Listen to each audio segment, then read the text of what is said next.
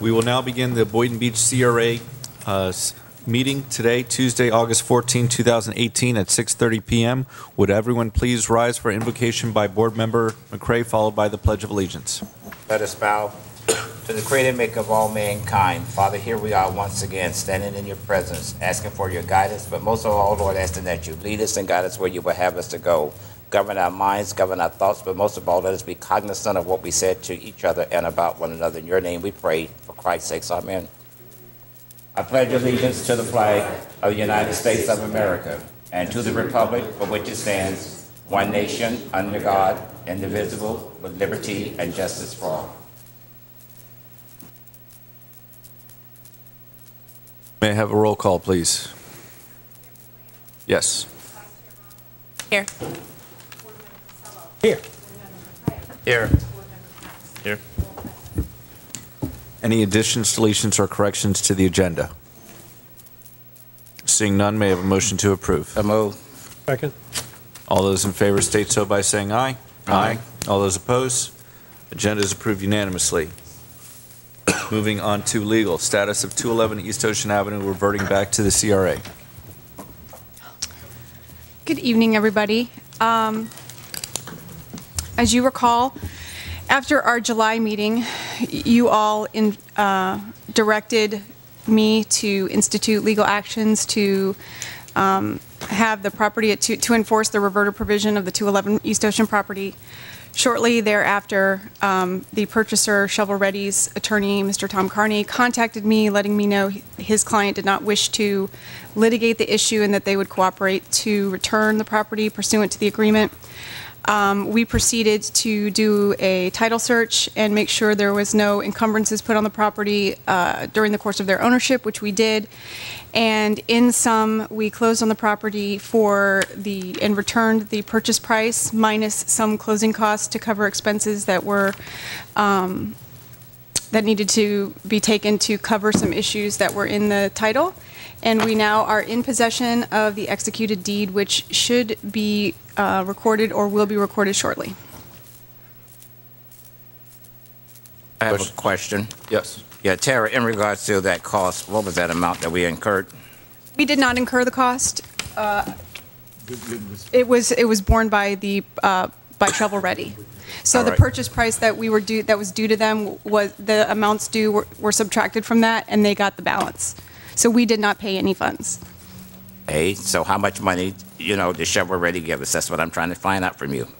We gave Shovel Ready. Hold Okay, on. how much did we give them? I'm pulling up the closing statement. Thank you. $242,000, $596.74. Thank you. Moving on to informational items and disclosures by board members and CRA staff. Board Member Casello. None to report. Vice Chair Romulus. I also have nothing to report. Board Member McCray. No disclosures? Board Member Katz. No disclosures, but I wanted to thank CRA Legal and staff with regards to the previous item. I'd never seen anybody burn $50,000 in a trash can before, and I'm sure it would have been quite a sight had we paid out that extortion plot. But through their guidance and their recommendation, we saved $50,000, which can now be used for other purposes in the CRA. So I applaud them for their doggedness in pursuing the remedy that benefits the residents. And I had a meeting with Bradley Miller and did not discuss anything on the agenda today.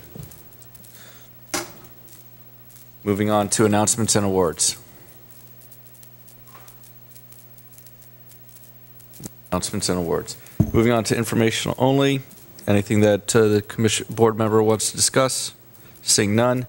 Moving on to public comments. Individual speakers will be limited to 3-minute presentations. Please state your name and address for the record. Going once. Going twice. All right. Moving on to consent agenda. Motion to approve. Second. Any discussion? Seeing none. All those in favor state so by saying aye. Aye. Aye. All those opposed? Consent agenda is approved unanimously. Moving on to old business, item A, Boynton Beach Boulevard Streetscape Improvement Project update on decorative sidewalk operations and maintenance cost. Good evening, Board Chair and Board members. Twee Shutt for the record. This is a reporting of a status report on 2 items. One is the operation and maintenance costs for the decorative sidewalks along the Boynton Beach Boulevard corridor from I-95 to US 1. The scope of the project is between US 1 and Northwest 3rd, which is the limits of the FDOT interchange project. As a quick recap, the board has selected the continuous wave pattern for the decorative sidewalk. The board also asked staff to coordinate with the consultant Kimberly Horn and Associates and city staff regarding the operation maintenance costs. Staff has gathered the information, and in the staff report, it indicated it will be approximately $70,500 annually to seal and maintain and wash it with a eco-friendly cleanser. Also, additionally, the board felt that the clarification on the total amount of the cost for the improvement needs to be, brought back. It was a little unclear last time because we just got notification that we are 4th in line for the TPA local initiative grant. So as part of the attachment, staff has included a breakdown of what it costs to the city and CRA should the project be funded through the TPA grant versus not funded. So in total, from US 1 to I-95, it will be approximately $1.2 million and change. So the total between US 1 to Northwest 3rd Street would be $848,433.30. The match from DOT would have been $1,629,975.16.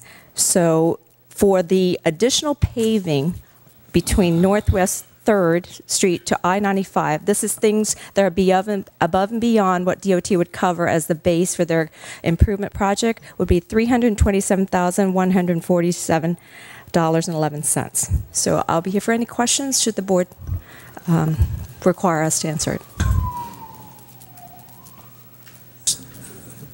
Board Member Costello. Just a quick question. Does that have to be resealed every year, or can we do it biannually? It's every 2 to 3 years is recommended, and this is the comparable cost from the West Palm Beach DDA. That's what they currently outsource out to an entity that will do that, and I think it will be the same way with the city of Boynton. Oh, okay, but in your estimation, you have it every year being resealed? Did I read that right? I believe, based on the estimate, we took the number divided by 3 just to give you an annual cost. But you would only have to do it, it would be $42,500, which means it's about $14,000 per year. Yeah. Okay, thank you. Further discussion from the board? All right. Seeing none, moving on to the next item. Consideration of Pathways to Prosperity second quarter reimbursement request for the nonprofit organization grant program. If I'm not mistaken, they did not request any money, and they are asking to be out of the program. And yes. So that will have that money that we can put for next year's budget. Yes, we'll probably need direction from the board or a motion to do so for that. To amend the budget item? To reallocate this fund to an appropriate line item as the board wish. So it would be $32,077. Yes, Board Member Motion Katz. to reallocate. Board Member Katz, you have I'd recommend reallocating it to the economic development grants, which I think that we had reduced in the initial budget discussions, unless anyone has another recommendation for where it should go. Nope, seeing none. My take is, Yes. I think that should just go back in the general fund, and then if it comes back up for that economic, then we can do it then. I'm just saying, put it back where it goes. We don't have a general fund. If it went back, it would be going to the nonprofit grants. Go back nonprofit grant. Is that your motion? Yes, sir. We can pull it from there if we need to. All right. Is there a second on that motion? Seeing none, Board Member Katz, would you like to make a motion? Yeah, I mean, in trying to strike, compromise here with my fellow board member, if we don't specifically allocate it to a particular line item, can it be just simply unrestricted funds in the budget to be allocated at a later date, or does it have to be prescribed as a specific line item? Unless you add it to a contingency line, it needs to be in a specific line itself. You could take that item up in the discussion of the $32,077 during the budget item. When you look at the overall budget and have a picture of it in your mind and on the screen to discuss where it actually goes if you can't reach an agreement at this moment. Motion to reserve allocation until that point in time in the budget discussion. Motion for that, or can we just? Motion to. I think you're good to just bring it back up and make the motion during that discussion. Okay. So we will discuss those funds during item D. Moving on to Neighborhood Officer Program third quarter report for full year 2017-18, fiscal year.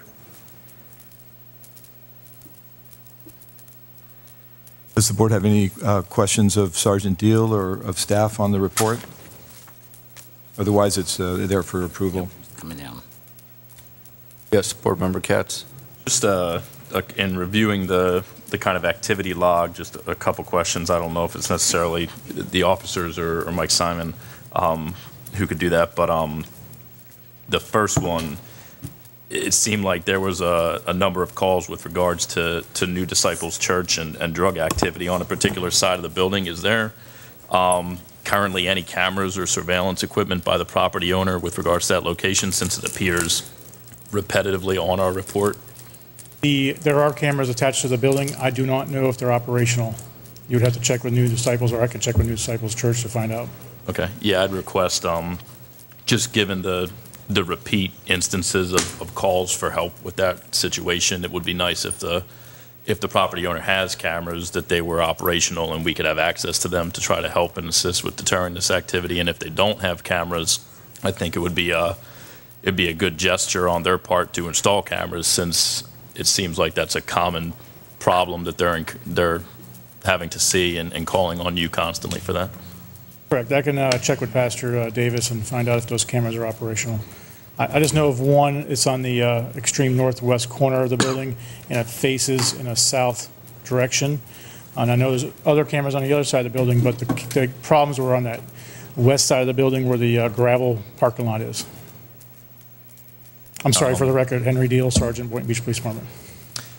Maybe to Executive Director Mike Simon, there's a number of calls and activity with regards to Habitat for Humanity houses. What's the specific requests? I guess in some instances it's recorded as you requesting an additional patrol. In other instances, it appears to be people associated with Habitat for Humanity. What exactly is the issue with the Habitat properties and the repetitive calling for, I guess, assisting or patrols? Well, the Habitat and the CDC homes on Northwest 10th and the 100 block, those newer construction homes, they were complaining about the drug activity in the area, and they wanted our visibility, and so we do that. We just show up random times throughout the day, and we pull an extra patrol, basically patrolling the area. But there is a new Habitat home at 117 Northwest 10th Avenue. It's still a vacant property. I was just told last week by Habitat for Humanity, they were here during a city commission meeting, that they having a problem with a vagrant taking up residency to the rear of that property. So I got them in contact with our community crime prevention unit, and got a trespass case number pulled. So if anybody is trespassing on that property, we as law enforcement officers can go ahead and effect the arrest after warning. And then another one. The monitoring of the speed trailers, it notes that the license plate readers are not operational in most of the recordings. What's the issue or situation with regards to the LPRs? The LPRs are license plate readers. They're mounted to our traffic trailers, which measure speed. There's one measured or assigned to a vehicle.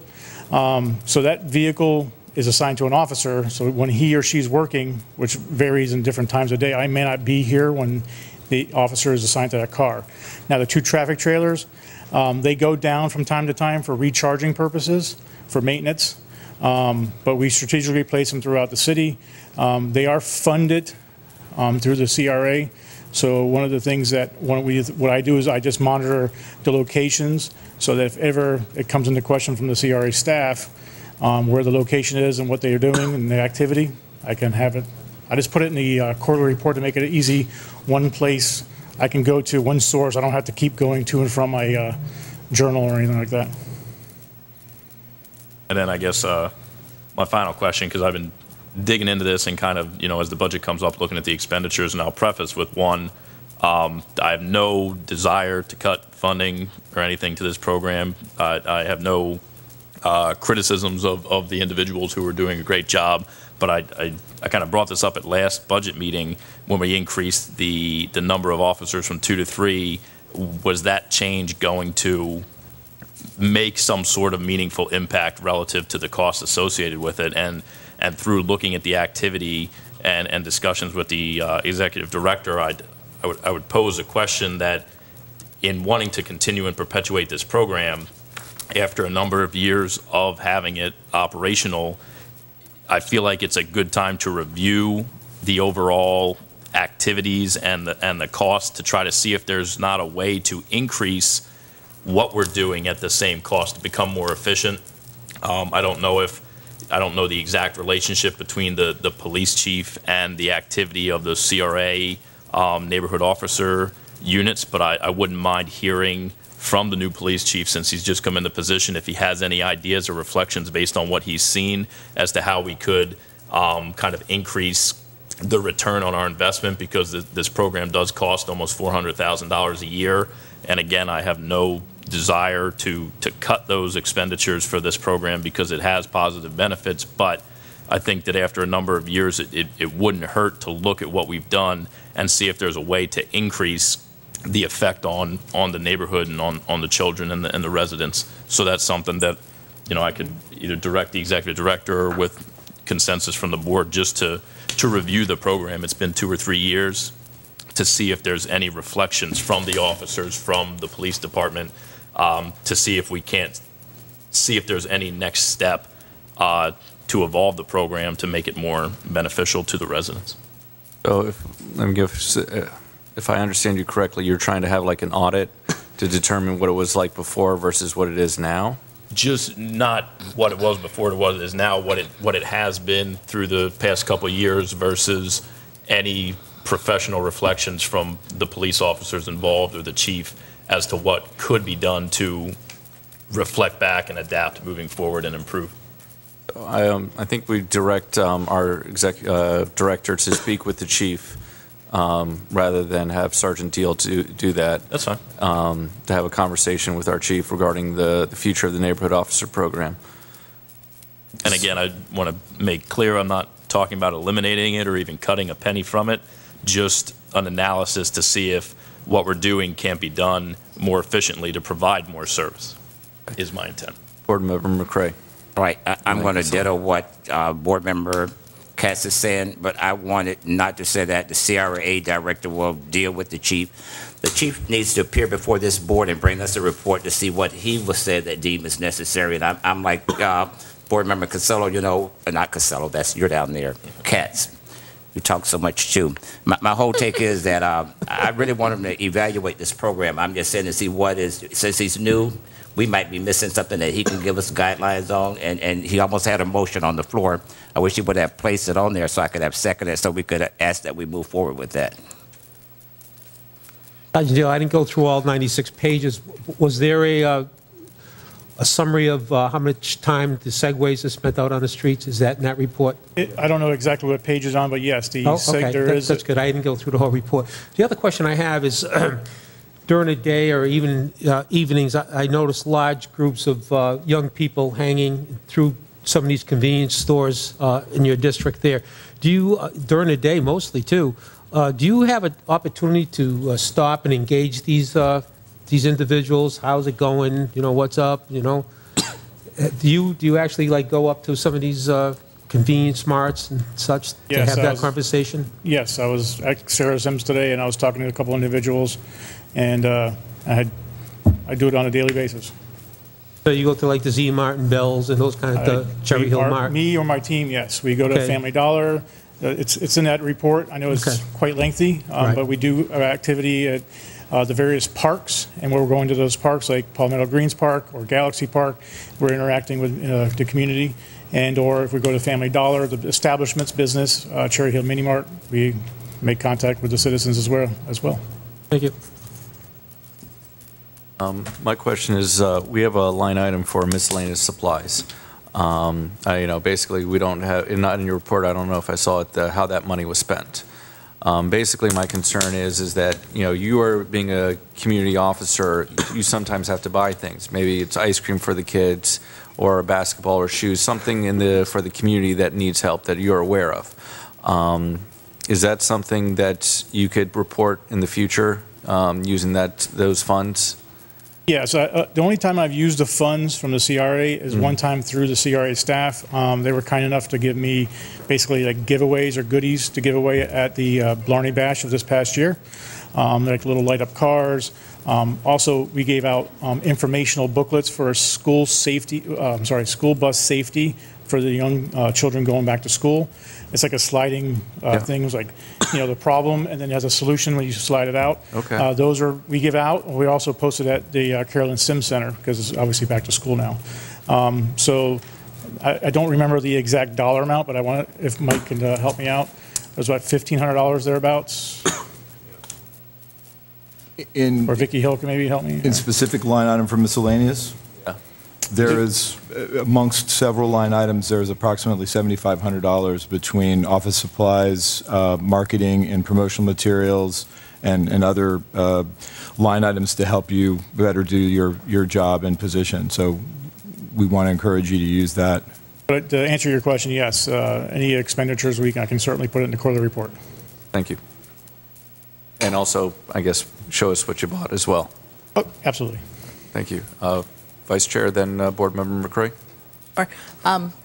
I know you have a lot of good, touchy-feely things that happen, but would you mind sharing one that maybe stands out to you mostly for this past quarter that you'd like to share with everyone? This past quarter?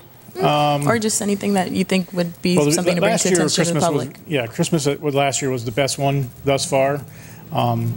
This past quarter was back to school, so seeing the kids graduate, because we go to the graduation ceremonies at Galaxy and Point Santa for the kindergartens, and then watching the video, and then progress, because they take photos on the first day of school, and as they progress through the school year for that first year, and as they're going into first grade, it gets a little on your heartstrings, it gets, because you watch them when they're coming into first day of school. Like I was there at the first day of school on Monday, high-fiving the kids and all that kind of stuff. So they remember that, and that's part of the photos is us being involved at the schools as well. Thank you. Officer Sergeant Deal, are you all still being housed in the Carolyn Sim Center? Yes, sir. Is that a problem with y'all being housed in the Carolyn Sim Center or a benefit? Not for on our side. We're fine with it. I can't speak for the Carolyn Sim staff, but they're happy with us being there because of the activity. We're coming and going. We're not there all the time. We're infrequent, but they haven't said anything like get out. So. Well, my take is I'm happy with you all being there. The second thing is I want to tell you in regards to your report, this is a 360-degree turnaround on your report. Job well done. I appreciate it. Thank you. It was thorough. From the board? Seeing none, may I have a motion to approve the report? So move. Second. All those in favor state so by saying aye. Aye. Aye. All those opposed? Motion passes unanimously. You're welcome. Moving on to consideration and discussion of fiscal year 2018-19 budget. So, Michael, you want to, or Vicki, do you want to catch us up to speed with what we're looking at regarding the columns and what we are working with as well? Good evening, Board Chair and board members. Vicki Hill, CRA Finance Director. If you want to start with the general fund, we'll start with the general fund. Can you go back a little bit regarding that we found some, the sale prices that we've had for the properties and the CRAB board recommendations? Yes, sir. All right. And then we'll go to the general fund. Okay. put in different columns, 1, 2, 3, and 4, the unencumbered rollovers, which is number 1. So what's different from last month is the $300,000 for model block that will roll over, or you can reallocate. And then we have the proceeds from the sale of 711 North Federal Highway, which is $242,500, and the proceeds from the sale of Ocean Breeze East, which is $794,000. And I've already placed in there for the nonprofit grant that $32,077. Yes, sir. Would you please give, what attachment are we looking at on our backup material? Project fund recommendations. Project fund allocation Project. spreadsheet. Attachment 3. Attachment number 3. Yeah. Attachment 3, okay, thank you. Thank you. Yes, sir. So in column number 2, you'll see the CRA recommendations for August 2nd when they had their meeting, and they have 2 changes that they would like. They would like to take $27,712 from the nonprofit grant and place it under the Historic Women's Club of Boynton Beach.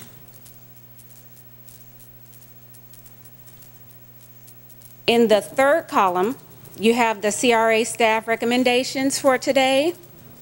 And then in the 4th column, you have your recommendations, and that is what will be set in stone today.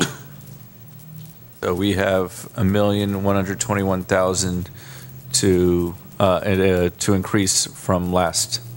Yes, sir. Thank you. I'm going to let Board Member Katz, well, let me ask the board if we can do it the same way we did it last time, where someone made one recommendation and then we went down the line. Or if you're in, and go from there. Yes, Board Member Katz. I would say since we're working with a smaller pot, that if people have ideas, put them forward, and then once everyone's ideas are out there. I just want to do it in a row because I know we all have ideas for this. And so would you like to begin? Just to, I guess, go with, for one, the recommendation from the CRA board with regards to the women's club. You know, it's for maintenance and repairs. I think that deferred maintenance leads to increased costs over time, so it wouldn't hurt to try to address that more substantially now. It's also a recommendation from CRA staff, and it appears to only be about $28,000 of the $1.1 million, so that's a small thing to lead off with. That money actually came from the nonprofit grant. So would you want to move it up to $130,000 so it's an even number? I'll ask CRA staff and the executive director, what was the original request prior to our previous budget discussions? Does anyone recall? Was it? Originally, we had a budget of 160 that we pushed down to get you in the 140 range, and the 100 is where the CRA board landed. One of the things that, in addition to the $32,077, there's an $84,500 increase in the taxable value within the district that you'll see at the bottom of column 2 that would now fall also into the reallocation category. So we'd love to be able to address some of the issues that are outstanding in the building, and that additional money would certainly help. So if you had to make, and granted I see the CRA staff recommendation there, but if you had to request the exact amount you feel is required to make the maintenance and repairs that would properly address the issues of that building, so you said that was approximately 170, 180? 150 would do it. That would be a very good number for us between the exterior and interior painting, some of the mold remediation, the refinishing of the flooring. There's quite a bit of things that we'd like to put into that building. As you said, the deferring that will cost a lot more later. So in accordance with the executive director's recommendation, I'd say bump it from 100 to 150 to cover all necessary expenses to cover. Thank you. Board Member McCray?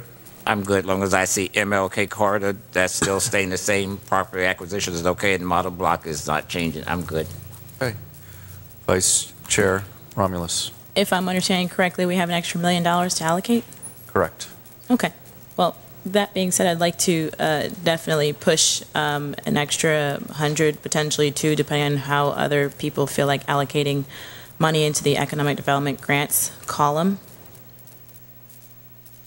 Because based on the past year's expenditures, we are completely overdoing that grant. So I would like to make sure that we continue to allow for that possibility for small businesses who want to open up here in Boynton Beach.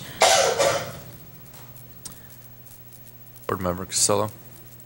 If we would take that money out of the nonprofits, what agencies would be affected by that removal of that money? At this point, all of the nonprofit grant organizations who applied during this fiscal year have funding in place to carry them through the fiscal year. This would be a new allocation, a new round of applications and review. So at this moment, these funds are not attached to any one particular agency. Okay.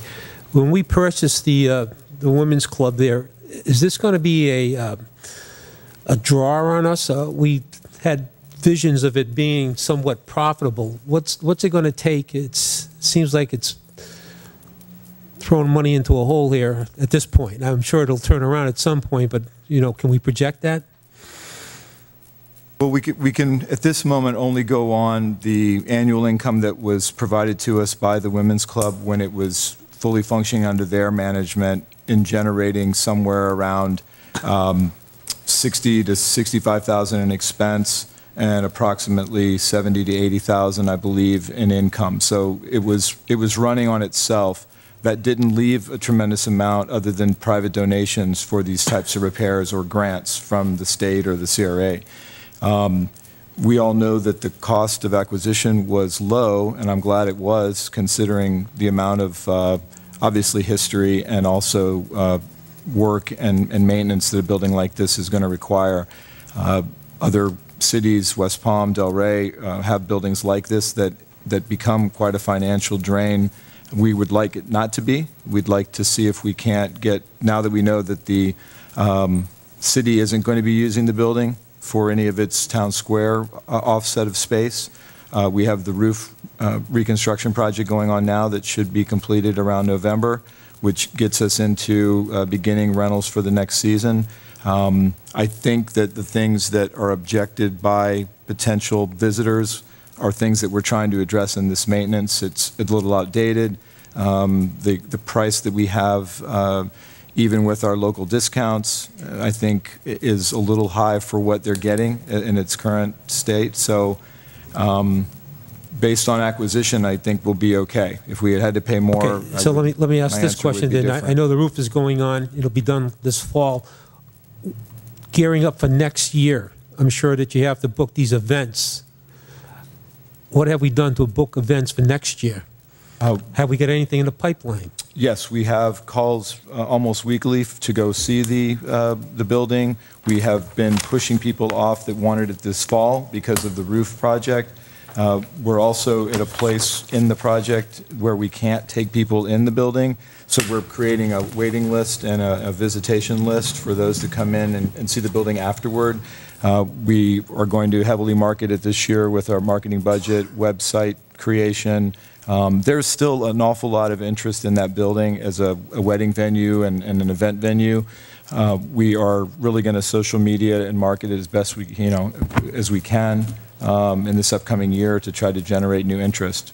New management is, you have a big switch in a building of that, I guess, quality and size and history, and switching owners and constantly calls going to the women's club itself and trying to work out phone numbers, which they just requested back from us. So we're kind of in the restart up a business stage. Is it financially feasible in the future to have someone dedicated to be a manager of that property as far as booking events and such? Would that be financially feasible?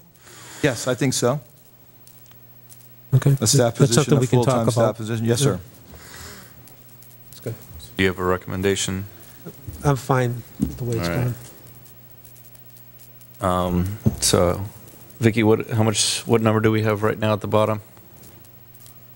$998,712. Staff's recommendation was to put it into development of future projects as basically a catch-all regarding our Cottage District, MLK Corridor, or Town Square. I'm happy to move that money there because those are three huge projects that are going to have a lasting effect for the CRA. And that way we don't have to change the nonprofit grant. We can leave it at what it is. And that's kind of where my thinking is. Board Chair, if I may, we also suggested putting the $84,500 that we had under professional development services. If we could take that to $109,500 and then the rest allocated to the development of future projects. Why don't we round that out to $110,000? And then I guess round out the nonprofit grant as well to $95,000 to let everything else for the development of future projects have the.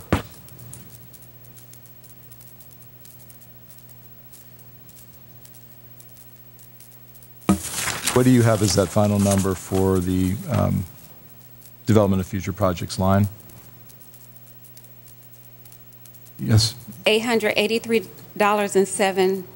It's 712? 800, yeah, 883,712. Good. I just wanted to check our numbers. Great. Board Member Katz? I'd support that, that decision to kind of park the money. I think that just because it's there doesn't mean we have to allocate it right now. We don't know what's going to happen.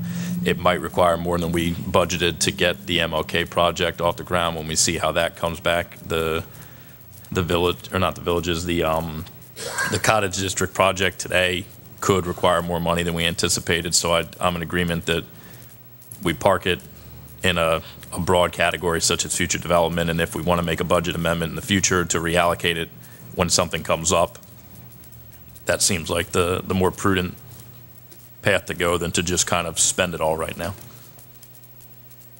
Any other discussion from the board? I'd like to hear Vicki go through, because I can't see that even with my glasses on. So can you please go through and read the line items? Or at least the ones we've made changes to. Well, I'll just go down with everything if that's okay. Sure. Thank you. Okay, for Town Square, that's $3.7 million. MLK Corridor redevelopment, $400,000. For property acquisition, we have $400,000. For model block, what's rolling over is $300,000. Economic development grants, $500,000. Neighborhood policing unit, $370,000. Business promotional events, $519,000. Marketing business assistance, $80,000. For the Historic Women's Club of Boynton Beach, we have $150,000. For the Marina Harbor Master Building improvements, we have $40,000.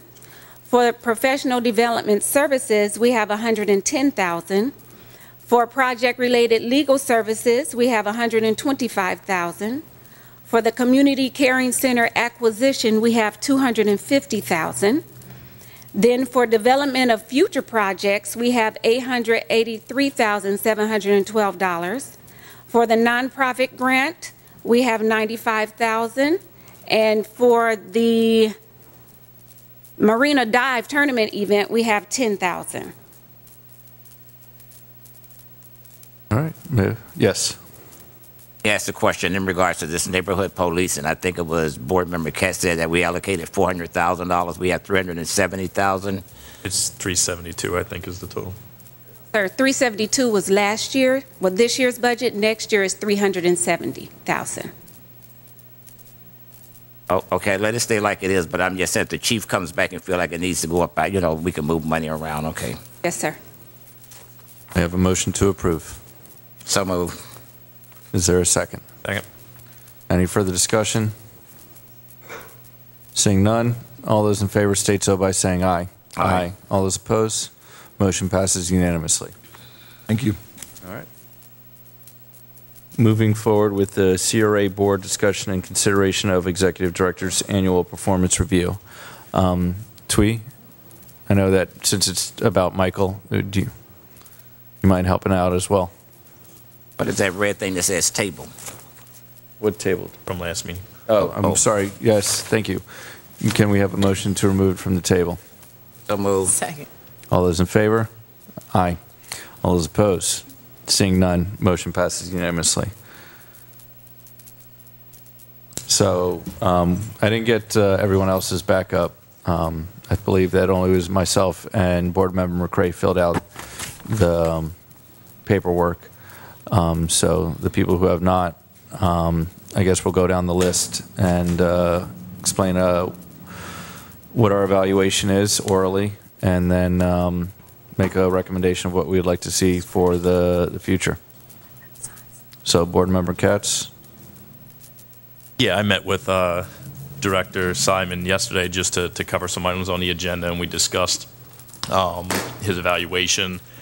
You know, I think we're in an easy position to evaluate him because we had a previous director in recent years, so you can compare the two, or how you felt about the CRA or what we were doing, or how this board was operating prior to Director Simon's ascension to that position. I don't have any worthwhile criticisms. I think that the concerns that I had under previous leadership have all been washed away. That the biggest criticism I had, and I think that some board members shared, at least in public comment back then, was that in the past it seemed as though the executive director position was steering this board, or was kind of putting their thumb on the scale, so that when things came before us, they were phrased in a way, or they were presented in a way that made it seem like there was a correct choice predetermined before we even discussed it. And I can say that, at least in my opinion,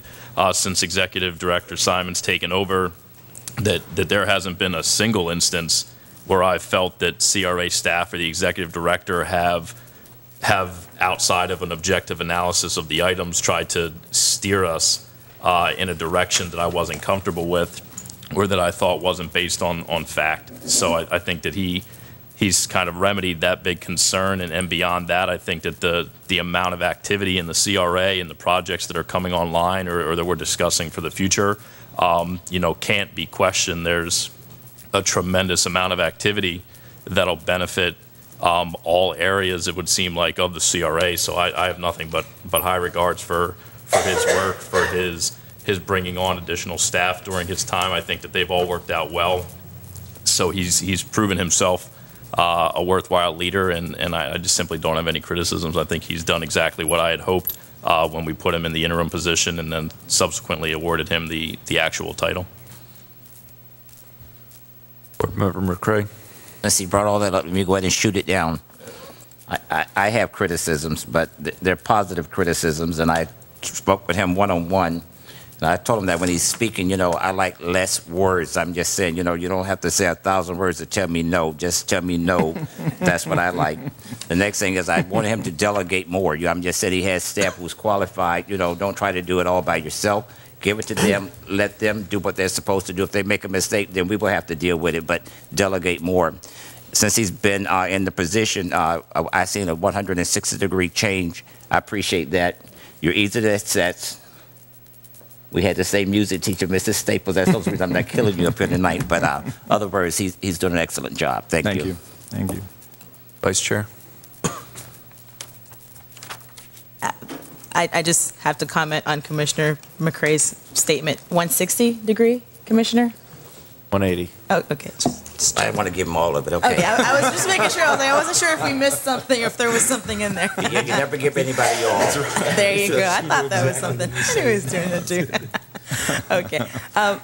Actually, Mike and I have not had a chance to speak, so this will be my first time actually evaluating him. But Mike knows, and I'll actually echo Commissioner McCray's sentiments that let's work on being more concise. I think that was one of the first things I said ever since we appointed you as interim and then gave you the full position. You are, I think, what it is that you're somebody who thinks ahead, and you try to preempt what we're going to ask you, so you answer the questions that we're going to be asking in addition to the question that we've already asked, but give us an opportunity to ask the question rather than answering it for us prior to us asking it. I think that would help with being more concise in your statements. Other than that, I have nothing but praise to give. The only recommendation that I would like to give, being that I'm always a person who's seeking leadership abilities in our leaders and also hoping to hone more leaders in our staff, I expect to see some more strategic planning in terms of succession planning for our staff members. I'd also like to see more leadership training for our staff members, including yourself, Director Simon. I want to make sure that we have a top-notch team here and that we are doing work that is exceptional and is reaping the benefits from only other leaders around the state and around the country. So I'd like to see some of those things implemented in your future strategies, and I think that's only going to make us as a CRA and as a city better.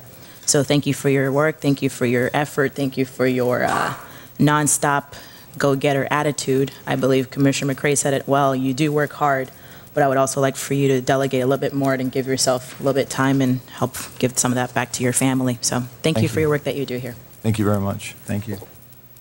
Board Member Costello. Thank you, Board Chair. Kind of being up here with previous CRA director, it's been a 180-degree turnaround. It really has. And I speak from the heart when I say that. And I disagree a little bit. I don't know if it's a disagreement with Board Member Katz, because when I talked to Michael yesterday, we had a nice sit-down, and my, not an issue, but one of my suggestions would be that if he would give more of an opinion, a professional opinion, when we're talking about some of these bigger projects. I'd like to have his input, not so much his opinion, but probably have more input into what we're talking about. I think that would be a big help. And let's not forget, board members, that since Mike's come on board here, we've taken on this Town Square project, over 225 million, 250 million, depending who you talk to, project. And it wouldn't have been possible without the CRA team. And Mike leads that team. That new high school, the old high school that's being refurnished. Mike Simon, CRA. The temporary library, saving the city hundreds of thousands of dollars in rent by thinking outside the box and saying, look we had just purchased this building, we're not using it, let's consider it for a temporary library. Now it's up and running and operational. And that's all because of Michael Simon. So I have nothing but the highest praise for you, Michael. I know sometimes we can go nose to nose, and that's what I like about a man, when you can look him in the eye and tell him when you think he's wrong and when he's right. So I think you've done a great team leading the CRA. We made some great progress here in the city, and I look forward for you under your continued leadership. Thank you very much. Thank you. I'll only echo all the good comments that have been stated. I think you've done a great job. You know, the thing that I liked the best was the Ocean Breeze East, that we've been dealing with a vacant lot for 10 years, and in your first full year, we're getting it done. And so that's very exciting to see within the CRA, because that's the goal, is to remove slum and blight, and vacant land is one of the biggest things that is, you know, when I first got in here, we had complaints about the vacant storefronts, and now I'm hearing complaints about rent being too high. So it's kind of a good thing. I think we spoke about a raise, that you have a 3% merit-based raise for the staff, and I'd like to continue to give that to you. Is that correct, Michael? Yes, there's a 3% merit pool for staff.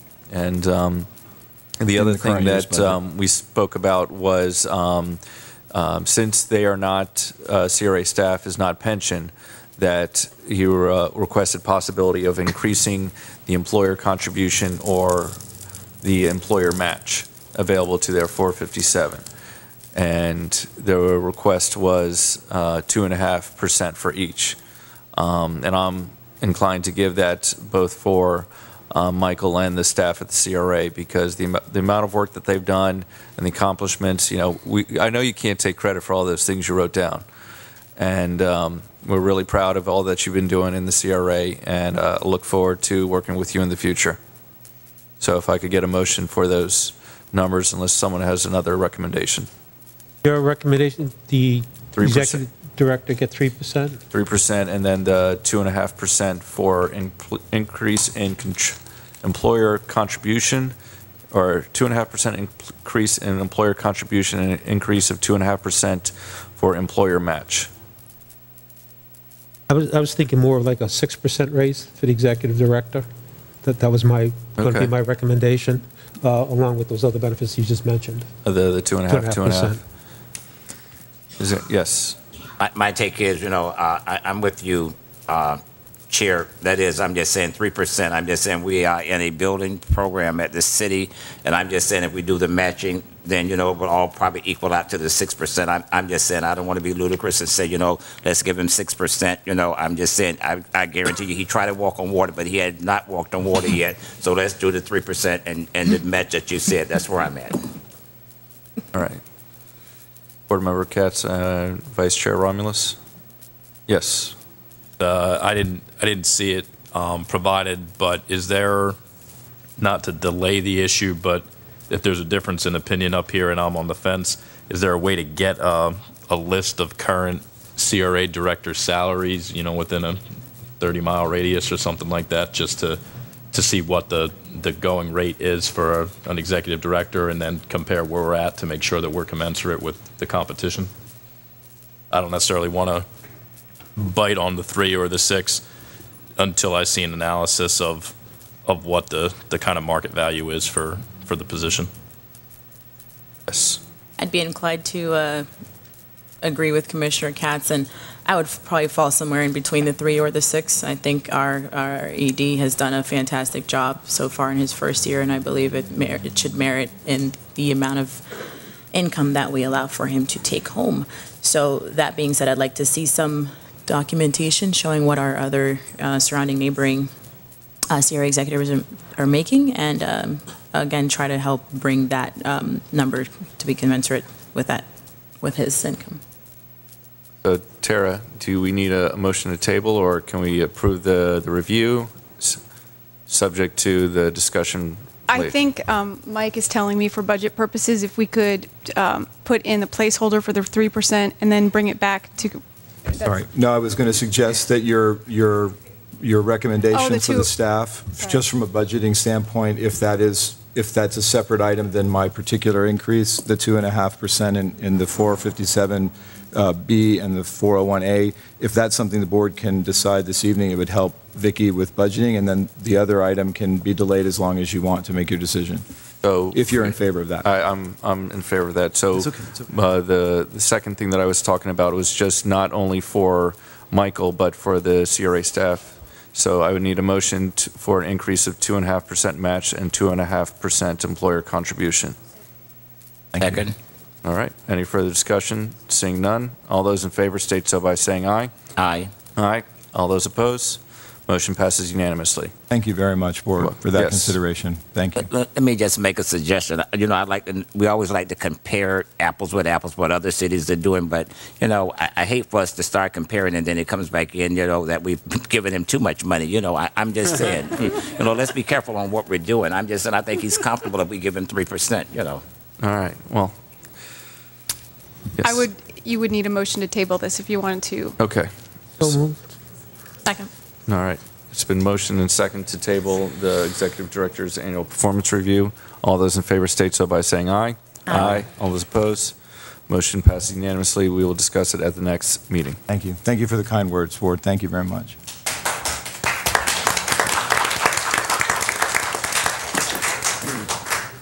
Mayor. Yes. Mike, was that you being concise? He's starting. Moving on to item B, discussion and consideration of responses to RFP, RFQ for the CRA-owned properties located Northeast 4th and Northeast 5th Avenue, also known as the Cottage District. Is the board okay with the special meeting procedures listed on the sheet that we got, where that as a professional courtesy, we'll ask the proposers who are not presenting to be in the hall lobby while they wait for their presentations, and that each proposer has a maximum of 5 minutes to introduce their team and key staff, and then 15 minutes to address questions. I'm with it. The only question I have for the board is that, are we going to allow the staff to, the presenters to present their whole presentation before we ask questions, or do you want to be able to ask questions in the middle? My take is that if there's a question that comes up, I think we need to ask that question while it's fresh in our mind, and they can give us an answer. But I don't think after we get through doing the 3 presentations, I'm not in favor of rebuttals from anybody. I'm just saying, they do their presentation and we make our decision after that. Okay. And I guess, do we want to go alphabetically? Yeah. Yeah. So I guess that would mean Neighborhood Renaissance, Inc. would be our first presenter. Would Paragon Legacy LLC and Sunrise City CHDO please step into the lobby? And Sergeant Deal, could you close the door as well? Huh? You can do it here, or you can do it there, depending on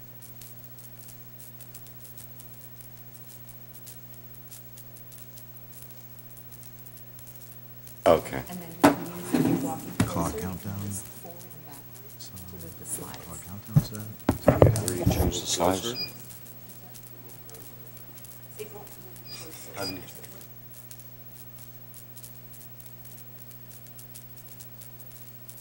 Okay, okay, great. Okay. Now, can I clarify? 5 minutes to do our presentation and 15 of questions? No. You have 5 minutes to introduce yourself and your partner, and then you have 15 minutes to present. So you have a total of 20 minutes. Okay. You don't have to use all of it. I thought the whole presentation would be 5 and then 15 of questions. So, anyway, A total we'll of start. 20, so yeah. I'll monitor it. I got it. So.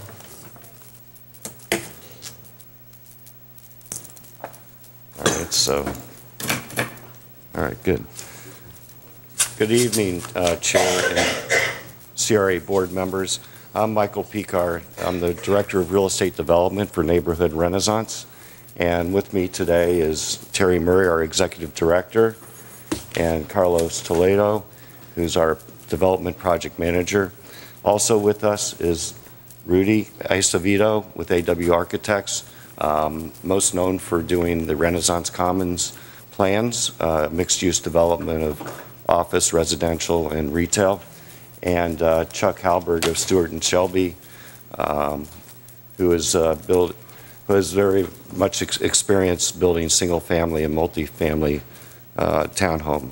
Our project, we're proposing to build 39 affordably priced homes, priced in the mid-260s to fill a need for quality homes in Boynton Beach under $300,000. The benefits to the city of our plan is we add 39 owner-occupied units with expendable household incomes to support local business development. The project will increase real estate taxes by approximately $10 million, the tax basis by $10 million, and we estimate it'll generate a tax increment to the CRA of $126,000 per year. On top of that, there will be economic development opportunities created for local businesses as well as hiring residents during construction. We pledge to implement goals to use local businesses and to hire local residents when openings come about. And finally, we will be redeveloping a blighted vacant lot on Seacrest that has taken a long time for the CRA to assemble. Our experience is since 2011, we built a 13-house community in Westgate Belvedere, CRA, which is near the airport. We also acquired 53 houses and other multifamily properties with 78 dwellings in it, rehabbed them, and put them into a rental pool. Eventually, we sold 20 of those to home ownership. And currently, we're in Lake Worth. We're building 8 townhomes for artist families. They're for sale, and a 2,000 square foot commercial building in their West Village. And we actually just started construction on Mango Cove, which is a 36-unit apartment community around Florida Mango Road and Forest Hill Boulevard. Like I said, we're experienced working with local partners. In this case, we're working with the Boynton Beach faith-based CDC, who's going to help us partner with local businesses as well as help us hire local residents running programs and stuff. We also, a few years ago, received a $229,000 grant from NeighborWorks, which we invested in the model block on 10th, Northwest 10th with MLK, which you spoke of tonight. And now I'd like to give Rudy a couple minutes to go over our site plan and design of our homes.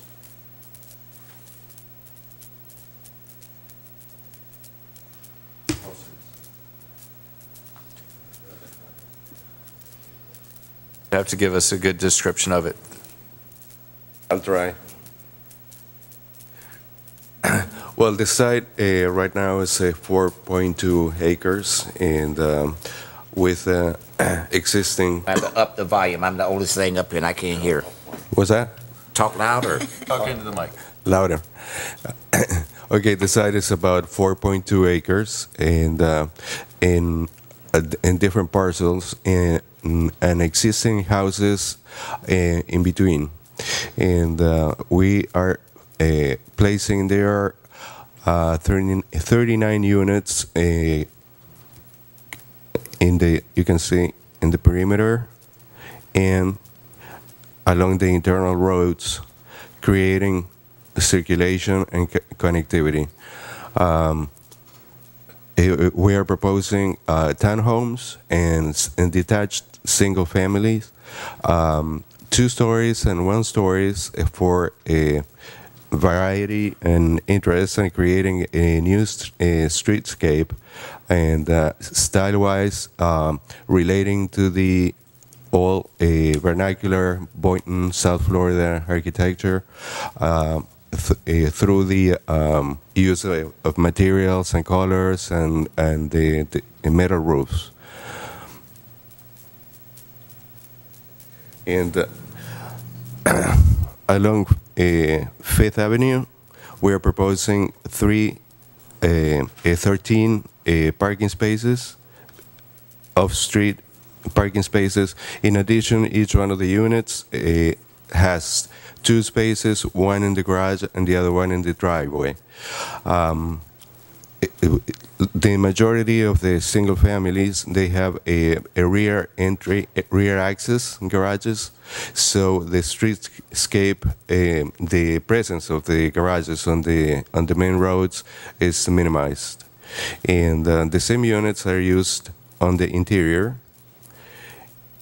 And in addition to that,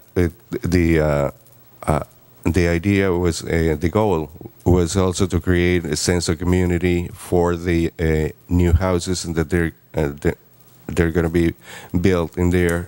So, if you can see it, there is a village green at the center for everybody's use, and there is a system of walkways that connect internally and externally.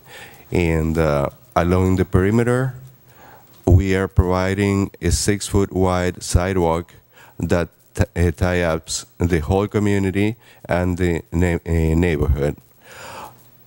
On the northeast portion, we're proposing a pocket park, and the location in that corner is to open up to the neighboring blocks and the neighboring streets. The units, the townhomes, the two-story townhomes and the one-story units, they range in between 1,200 to 1,600 square feet under air. They have a minimum of 3 bedrooms and 2 bathrooms. And like I said, one enclosed car garage per unit. And there are 2 models, rear entry garages and front entry. I'm good? Yep. Okay. Can you move it forward one?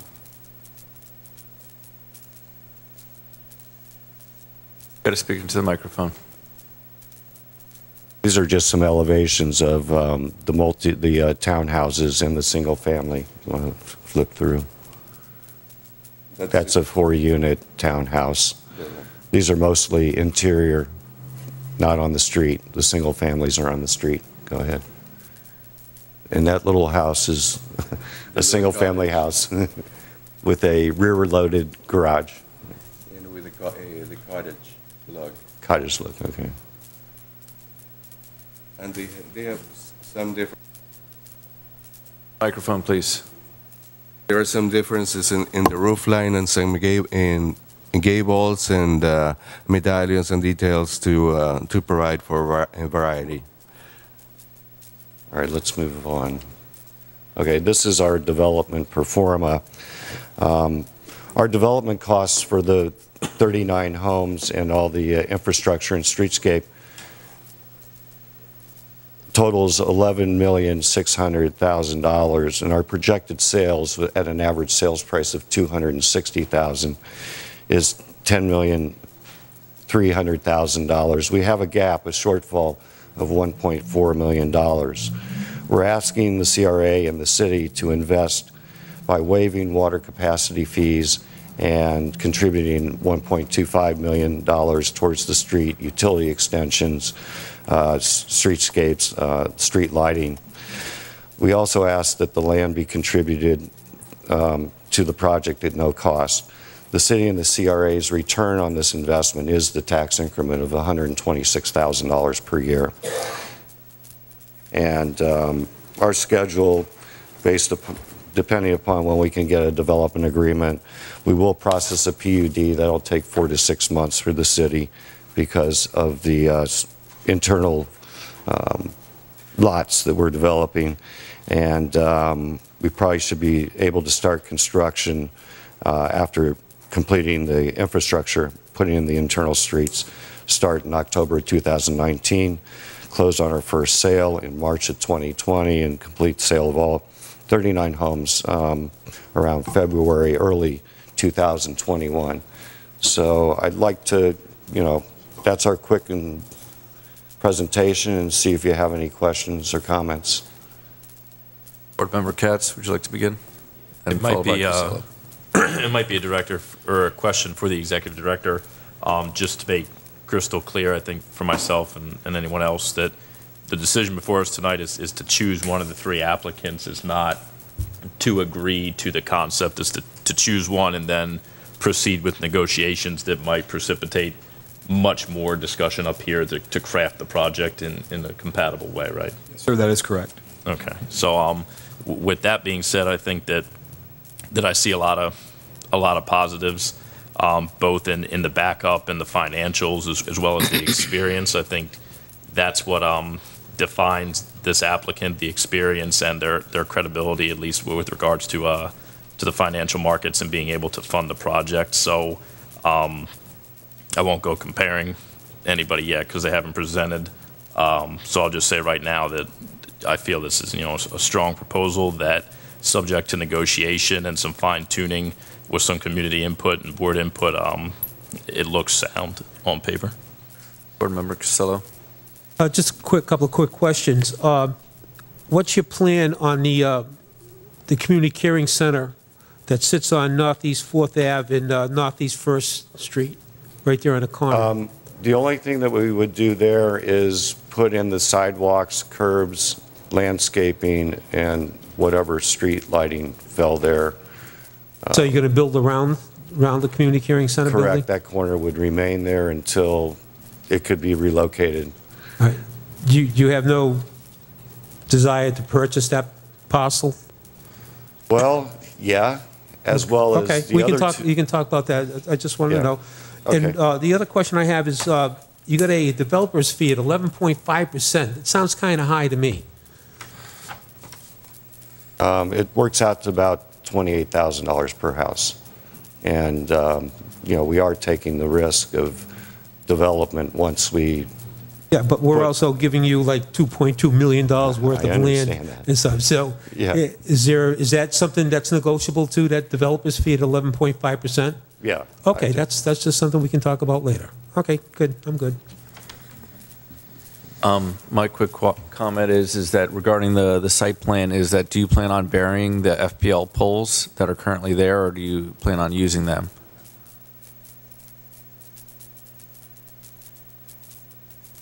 We're planning on using the lamp poles along Seacrest and provide new ones along the perimeter that complement the ones on Seacrest. Okay.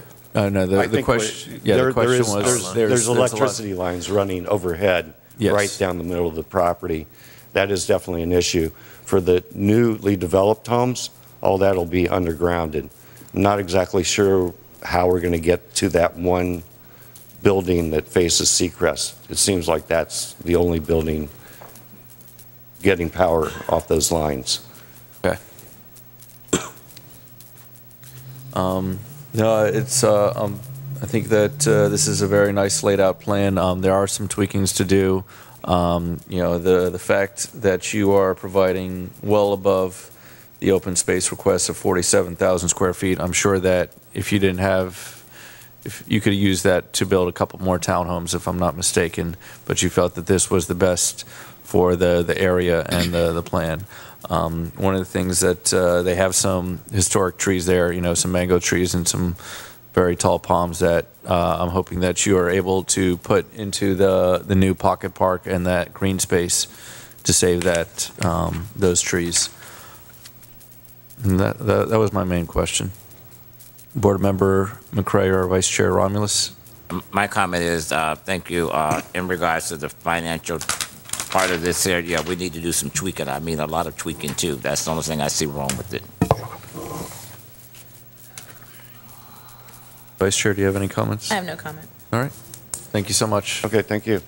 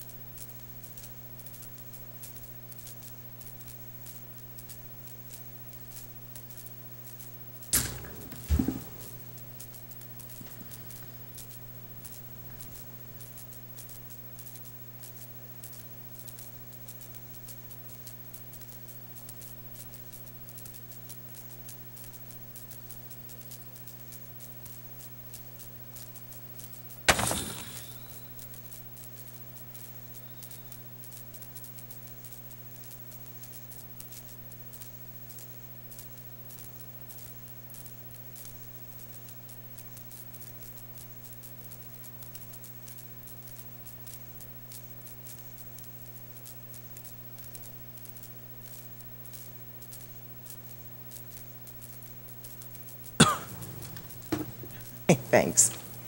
Good evening, everyone. Good evening, board. Good evening, residents and community and neighbors. My name is Maria Cole, and I'm the executive director of Paragon, Florida.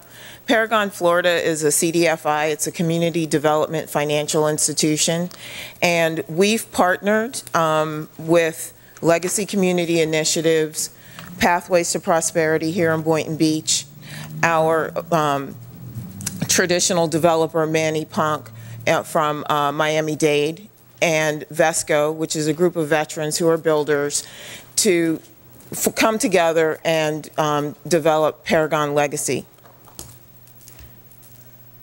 The concept that we wanted to present this evening is not just about community development, but developing community along the way. One of the things that we believe is that when you give a man a fish, you feed him for a day.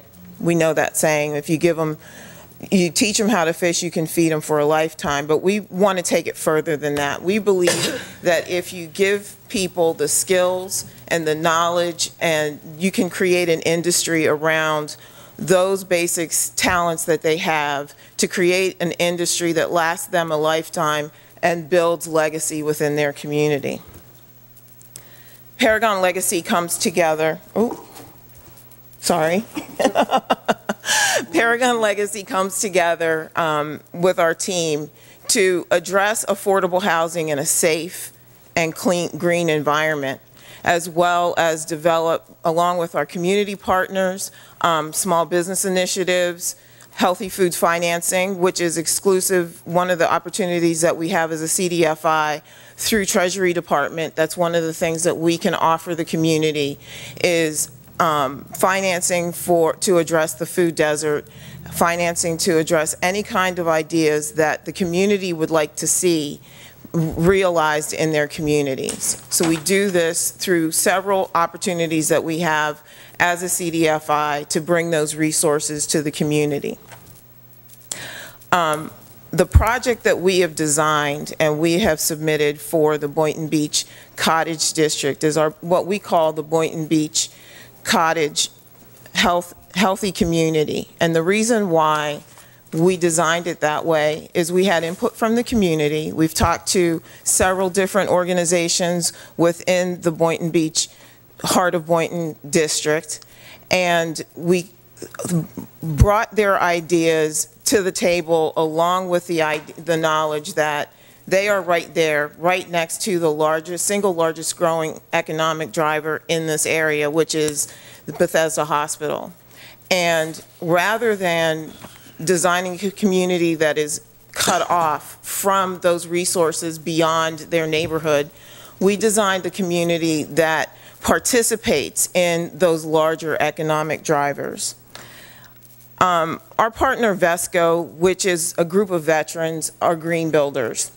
And Idel Treviso, who is here, he's going to talk to you about what that green building looks like and how they've developed the concept around green, safe building and affordable, that makes it affordable. And the concept that they came up with is Victory Village. It implements a lot of things that they have, the knowledge that they have as veterans. It brings it to the table, and it addresses a lot of the issues that present themselves in our communities. Idel. Thank you, Mayor. I'd like to thank the board, thank the chair. So my name is Idel Treviso. I'm a 6-year Air Force veteran, and I represent Team Vesco and the Green Veterans, some of which are here today. So we came together with Legacy, Paragon, and Pathways to Prosperity to bring this to fruition. So we bring the design element to it, as well as the know-how. So our approach is interdisciplinary. So we got represented in my team, architects in design, building performance, efficiency, renewable energy, systems integration, urban farming, psychology, and transportation. So when we looked at this project, we approached it from all those angles, and we really feel it's a better way of doing things. So so we approach this project the way we do things in a service. That's house by house, town by town, hopefully city by city. So it's the same approach. Once again, like Maria said, we call it the Victory Village, but it can also be called the Boynton Beach Cottage District Healthy Communities. It could be called anything. The name is irrelevant. The point being that it represents sustainability, and we're incorporating an industry that comes along with that, as well as design, for the benefit of the community. So some of the features that we'd like to talk about we're going to bring community research and development center. We are highly educated in sustainability. We are students of the U.S. Green Building Council. If you guys are familiar with that, we're also part of the Green Building Council. As a matter of fact, the Green Veterans started in the U.S. Green Building Council. So we have adopted a lot of their techniques and incorporated into the design. So we like to bring, with this design comes an opportunity for research and development, a community center, places for events and gathering, opportunities for water management. All our designs are integrated solar, so we want to bring that with the design as part of it. Local food production, and we want these benefits to stay in the community and not just stay there, but also multiply. And that's all anchored, of course, by some of our initiatives that the Green Veterans provide, and that's training to the community that deals with a lot of these aspects that are incorporated into design, like energy efficiency certifications, LEED certifications, solar installer certifications, so we can get the community involved in this project and get them working on their own houses and give them an opportunity to grow an industry that they may have not otherwise had opportunity to engage in. So all this is wrapped up with services that Pathways to Prosperity already provides, and they provide a valuable service to the community. So that combination there, I think, is the winning combination. Once again, all this is possible and anchored by an industry which we like to bring, and that industry is, of course, modular manufacturing. Our designs are modular buildings based on upcycle containers. Some people think that's a fad, but it's actually been very successfully done in Europe for many years. I had the opportunity to travel in Europe and see these things turn into, multi-level, high-rise, mid-rise apartment buildings. So it's a very well-proven technology. It's nothing new. It's new to us. But we also believe that it gives us certain advantages, one of them being it's economically attainable. They're faster to build. They're efficient. They're insect resistant. They're hurricane resistant, earthquake resistant, even bulletproof to a certain extent. But the point being is that it provides these tangible benefits for the community. And the price that we're talking about, the price range that we're talking about is very feasible and very economically attainable. We're talking about houses, 1,280 square feet for very low hundreds. So that's, I think, is attainable for the community. But not also the houses are affordable, but we'll also get the opportunity to provide jobs in that community where these people can, once again, invest in the community and provide that economic opportunity for the community.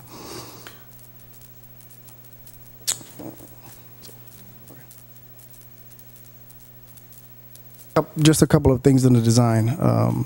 If you look at it, our Victory Village concept is a green space concept that has all these things rolled up in it. And when we designed it, if you look at the design, everything is facing towards the Victory Village.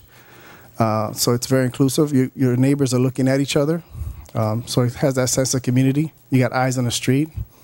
You got pathways. You got the children's park, but you also have a greenhouse there. You also have a welcome center that's going to provide some training. You're going to be also doing some gardening. You have places for respite and event gathering. We have a butterfly garden, aquaponics. So there's a lot of benefits to this design. Not only that, but the community as a whole gets engaged in it. So it's not cut off from the community. They get to participate. And we feel that's important for this type of community. That's okay. All right, so these are some of the designs. And these are 1,280 square foot. And we can make them look like anything. So the way we build, you wouldn't know you're inside one unless we tell you that it's a container home. Once again, they're very safe and affordable. That's the other design. The parameters of the design were that we had to create different models because you could have like models next to each other or adjacent to or in front of. So we created different models. That's another container concept. And once again, you couldn't tell you're in a container concept unless I tell you that. And then, of course, this is some of our past projects. And some of the individuals that have been trained by Green Veterans and worked for VESCO that have moved on as part of our community building. Like I said, we've been working inside LMI communities for past 5 years, so we have experience in these communities, and I also come from this community, so I know what it's like. So we just want to bring these opportunities to everyone. Now I'll pass that over to Maria. So as in our discussions about how we are going to approach this design and implementation, one of the things that we talk about is community, not just development, not just buildings, because we don't believe that a house is just a home. We believe that you have to start to engage the community and give a sense of place. It was really important for us that the community be involved, the community identify people within the community who want and are interested in job training, in becoming green certified to build these homes, to become certified as energy efficiency experts, people who want to participate in urban farming and bringing crops to market, creating small businesses around that. We can't just have a house without industry. And so it was really important for us to develop and look at the needs of the community and what other resources we can bring to the table. And like I said earlier, as a CDFI, we can bring other resources to the table that help complement the development and building. The programs and services that I think Adele already touched on are there. That is the training, job training, small business training. We also, as a CDFI, one of the things and features that my takeaway in talking to the community and what I thought was important is creating a revolving loan fund. Oftentimes I was talking to a gentleman the other day over the weekend who runs a tax business, and people who want to cash checks have to spend more than 10% of that check at the grocery store in fees rather than in their pocket, and it can be a lot of money. So as a CDFI, we have the opportunity to stand in the gap and not charge fees like that. And because the CDFI serves as a bank for underserved communities, we can provide that as a benefit to the community as well. And that comes with other training like budgeting and financial literacy and things like that. This is an example of one of our legacy projects. This is in Macon, Georgia, in Beals Hill. This was a community very much like Cherry Hill that was on the outskirts of Mercer University.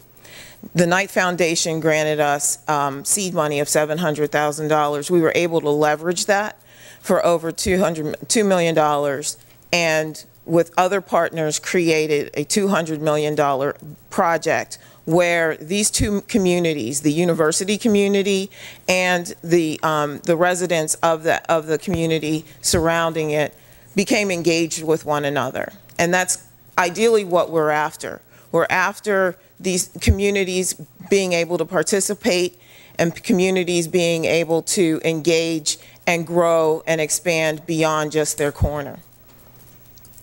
This is another example of one of our legacy projects, which is in South Florida Regional Planning Council, where we were able to take 32 homeless people, train them in the food industry services. We had a caterer who oversaw food service training, and they created a restaurant, which was farm to table, one of the first farm to table restaurants in the area. And that's pretty much it. The rest of these slides are an indication of community participation and involvement as part of our community development, because we believe that they have to go hand in hand. We can't just do community that just addresses the buildings and we're not addressing the other infrastructure and the human infrastructure that is a part of what it means to live in a community. And we thank you for your time.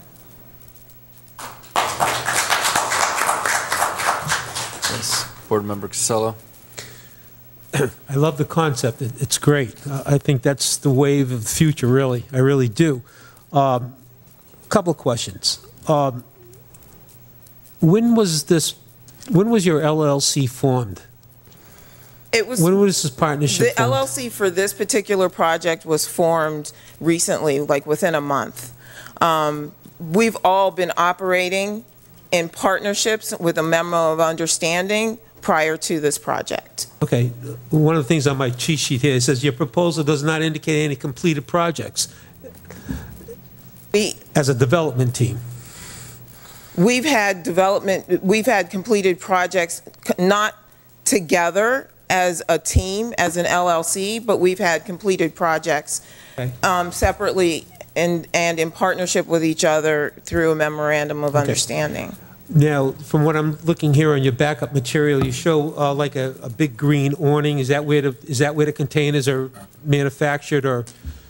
So to bring the economies of scale to the type of building, we need a manufacturing facility where we can pre-manufacture most of these things because they're modular, and then assemble on site. Okay. So we will be doing a temporary facility on site to do that. How do you propose to get zoning for manufacturing in a residential area? So that's one of the things that we will need help with, of course. The other thing is that how many containers does it take to make a two-story home? 4 containers. 4 containers. So how do you propose to ship all these containers through a residential neighborhood? How do the containers come in? They come on a flatbed, or? They come on not necessarily a big flatbed like you see over the road, but there's towing companies that have, so it'd be like a tow truck, just a longer tow truck. Is your desire is to like build and sell, build one, sell it, build and sell? Or are you putting up the whole area? So to build it, we will be setting up a temporary facility where we can manufacture on site as we build around the space. And then as we exit, we'll break that down, use the last containers to build the homes, and then leave the Victory Village in the middle. Leave that green space in the middle. So to go on to the next build, does the first build have to be sold? That's the question. No, it does not. Is this like a spec? Correct. Okay. All right. Thank you. Board Member McCray. Thank you. Thank you, Board Member Costello. You asked most of the questions I was going to ask. First of all, I see nothing that, where you all have experience in completing anything. That's first by what was given to me. Second of all, you made note of the Cherry Hill. Okay, Cherry Hill used to have the shotgun homes, the apartments over there. That was an eyesore to that community. You're talking about container homes. I can't even envision a container community being built by Town Square project, what we're getting ready to do, a $250 million project that we're going to start putting container homes next to it. We wanted a cottage district. This is what I'm looking for. Your presentation, I guess, it satisfied you all. It did not satisfy me. Thank you. If I can address that? Yes, please. All right, so just because they're containers, it's just like any other material. Just like wood, just like steel, and we can make them look exactly like a traditional built home out of construction block or wood. So there is no design features that we cannot meet just by being a container. We can meet all the design specifications, and they're better. They're better built, and they exceed and meet all codes. Sir, I appreciate what you just said, but a container, I'm going to know it's a container. I'm going to have to live with it being a container. I'm not satisfied. I'm glad you could do things with containers. I'm not satisfied. Thank you. And you didn't include the memorandum of an understanding within your package to the CRA? We did not include that memorandum of understanding because we have the LLC formed to show that we're already together as a unity working on this project. So do you have listing that each of the board of directors or the managing members or members of everyone? Okay, I'm going to take real quick to look that up then. The other question I have is so that, how much noise is it going to take working with this steel? Is it going to be disruptive to all the other residents? It's not going to be any noisier than any other type of construction. You're going to have hammers, you're going to have people cutting stuff. It's just like, if you're building a building, it's going to have the same level of noise as any other traditional construction method. The other thing is that, you did not include a site plan of what you think it's going to look like. The Victory Village is for another location, is that correct?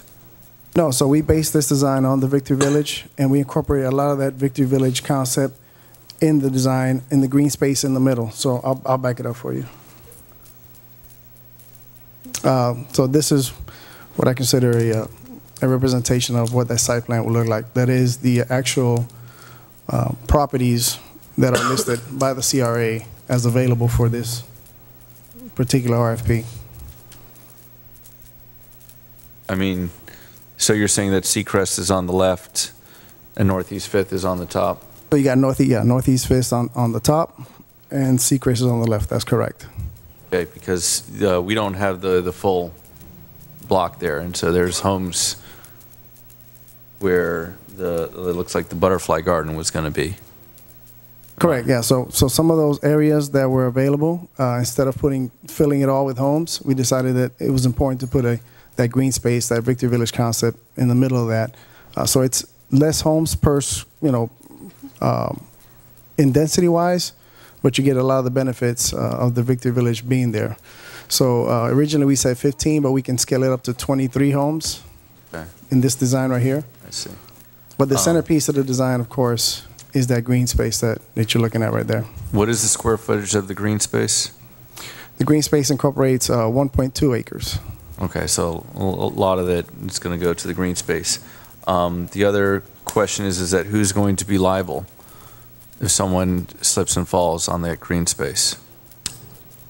So part of your design was to do a park for that design, and the green vendors are going to operate some of these buildings, like the visiting center. The greenhouse is going to be staffed by people that we train and hire. Okay. The problem with this is that it's not zoned mixed use, it's only zoned high density residential. So I don't think we can allow in the zoning for a visitor center. Okay. Because it doesn't allow commercial aspects in that case, this zoning. In that case, we can also modify the design to just replace those particular buildings with homes and still leave that green space.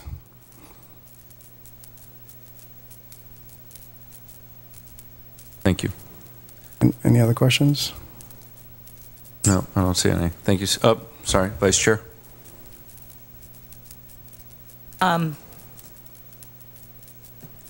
excited as I am about this proposal, I'm also highly confused, if not disappointed. I believe the intent of this RFP was to create affordable homes. I'm very, very excited about the fact that you guys are taking the initiative to go forward and move with modular homes. Unlike my colleague here, I'm very excited about those homes built with the containers, because I think that is the future, and using that different type of material allows for more cost effectiveness, and you still get a beautifully designed home in that material. That being said, you're only providing 15 to 23 units here. I understand that, the green space and some of the other things that are on here, but it seems that the focus of the RFP has been lost in the vision and the concept of the Victory Village, which I believe, I guess, has more green space and gardening and all that. And really, I believe if we come down to nuts and bolts, the intention of this RFP, the intention of this property is to allow for small-sized residential units that are affordably priced, that can house people who are workforce or below, to be able to live and inhabit our city. This doesn't really give me that. It doesn't give me that satisfaction. 15 to 23 units. Again, even if you can scale up, you're saying the maximum that you can provide is 23 units. That's not enough. I would have to see a major redirection of your site plan in order to be satisfied with this. Again, I'm excited about the concept and the ability to use new construction materials and really think outside of the box. I think that is the future. I think you guys are onto something, but the focus needs to be redirected, and it's right now, this site plan does not work for the intention that I believe that this RFP was given out. So those are my comments, and that would be the feedback that I would give to you. I would be all over this, but those units are way below par to my satisfaction. Appreciate the comments. Thank you for the feedback. If I may. Yep. So when I came up with this design, my ideal, the person who I designed for was a single mom with 2 kids. Because I feel that if you can design to that and ask those right questions, what does it take to give a single mom with 2 kids a home that she can afford and live in, then you arrive at this project. We did sacrifice density for added benefits, not only to the people or the residents who are going to be living here, but to the community as a whole. And that was the intent that we came up with this in this design. So yes, we did sacrifice density to give added benefits to the community, so it can be not only benefit the people who are living in these houses, but it can benefit the community as a whole. And that was our intent. Of course, if we redesign it and you want to fill it with nothing but homes, we can probably scale that to twice the amount. Thank you. Any further comments from the board? Seeing none. Thank you so much. Thank you. Thank you.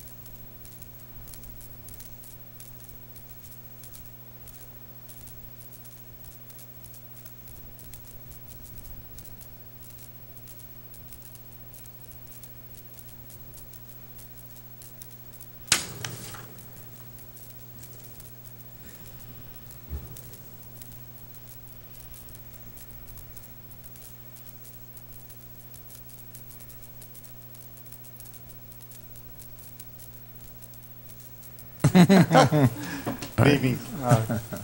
Good evening, CRA Board. My name is Perry Ecton. I'm the Executive Director of Sunrise City Community Housing Development, and it is an honor and a pleasure to be here and present this opportunity to you tonight. Sunrise City is a 17, or actually an 18-year-old nonprofit corporation founded out of Fort Pierce. My board president is a pastor, Toby Philpard, out of First Baptist Church of West Palm Beach. He was not able to be here tonight because of a prior engagement. We are excited about the opportunity. Sorry, one second. Can everyone please silence their phones? Thank you so much. And everyone, if you want to check to make sure, because the next person whose phone rings, you're going to be asked to leave. Please continue. My pleasure. Thank you. Our development team, I know time is of the essence here, but I wanted to give you a little bit of background about just the development team itself. Our architect of record is Accenture Architects of Boynton Beach. Juliet Shift is our principal architect. Aaron Taylor is our principal planner. He also helps us with economic development and government relations, and is going to also be speaking here tonight with us. Once again, like I said, my name is Perry Ecton. I used to be the former director of Habitat for Humanity of Broward County. I have left that position and started to do business with Sunrise City, who is building in partnership with the city of Pompano Beach, 4 homes there, and also 23 homes in unincorporated Broward as of today. We're building for ourselves and 5 other nonprofits in a partnership with Broward County. So we would like to continue that relationship and move it north, because we're understanding that there is an opportunity to do something around workforce housing here, and we're delighted to talk about that. I'm now going to turn this over to Julia Shept, our architect of record, to talk about specifics of this project, and then I'll be back to the end to wrap up and answer questions related to it. Julia? Good evening, everyone. So I'm the managing principal of Asante Architects, and as the architect, we are also responsible for the building team. So that would include all of the engineers that relate to the building project. I was recently listening to a TED Talk by David Brooks, an American author and political and cultural commentator. He said, "Within each of us are two selves, the self who craves success, who builds a resume, and the self who seeks connection, community, love, the values that make for a great eulogy." The resume values are the qualifications that we list when we put together documents to respond to an RFP. The eulogy values, however, are different. They're deeper.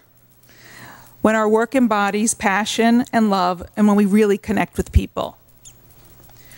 The Cottage District Infill Housing Redevelopment Project is an opportunity to embody both values. It's been a long time since I've had the pleasure to be in Boynton Beach. Today, I was thinking about my previous relationship with the city staff, and I thought about a letter that I was so pleased to receive from Michael Rumpf. At the time, he was the Planning and Zoning Director. With your permission, I just would like to point out a couple of excerpts from his letter while we page through the slides. And as a note, our concept is conceptual. We are collaborative designers.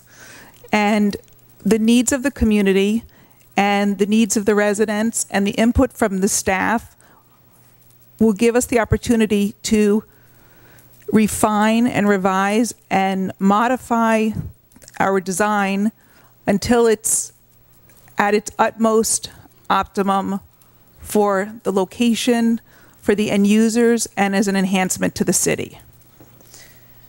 From the letter that Mr. Rumpf wrote to me, the purpose of this letter is to commend you on your professionalism and work product.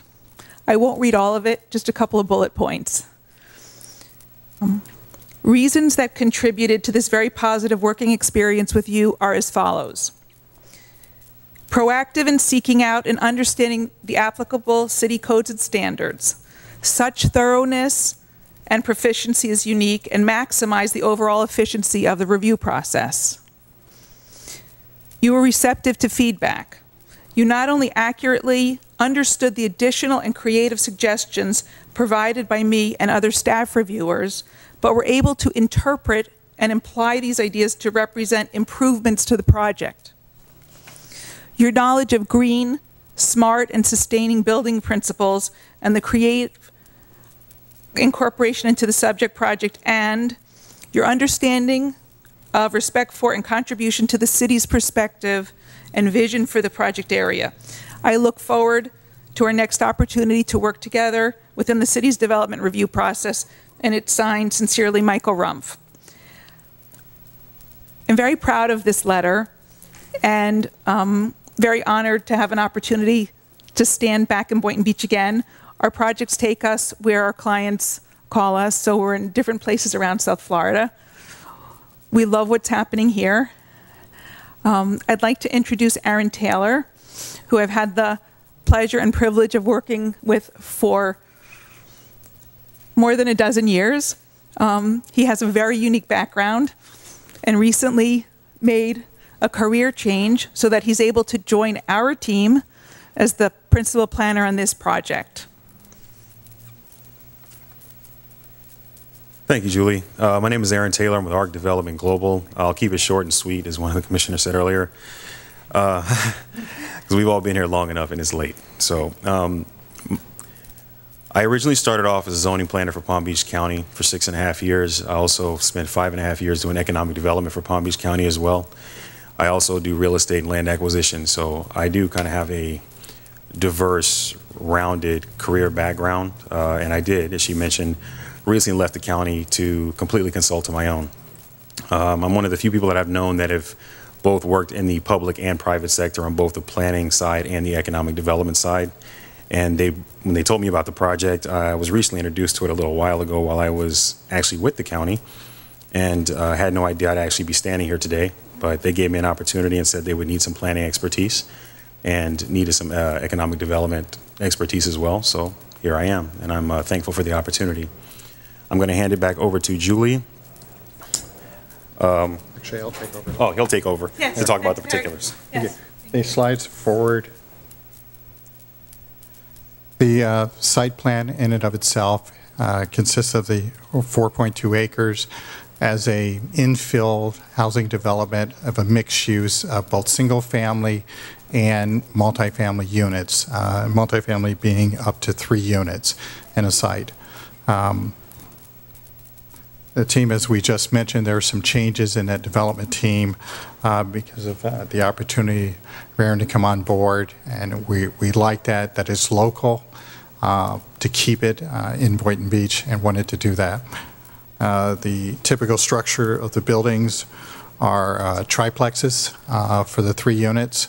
A middle 1-story unit was conceptual for handicap accessible, meeting the set-aside 5% for units for handicap. The others are 2 stories that model the end. There are some different variations of this project and thought. The typical floor plans are, as you see, are of sizes anywhere between 1,400 square feet to the largest unit being actually 1,439 square feet. And in the triplex unit, there is a shared porch over the middle unit, sort of to create some community sort of space. And the downstairs, being in handicap accessible, also has access to that shared porch in the middle, trying to create community within the community.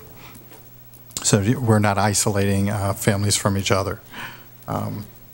This is an exterior version of that concept. A typical floor plan for B and D. Oh, these are hard to see from here. And that concept. It's a single family, detached.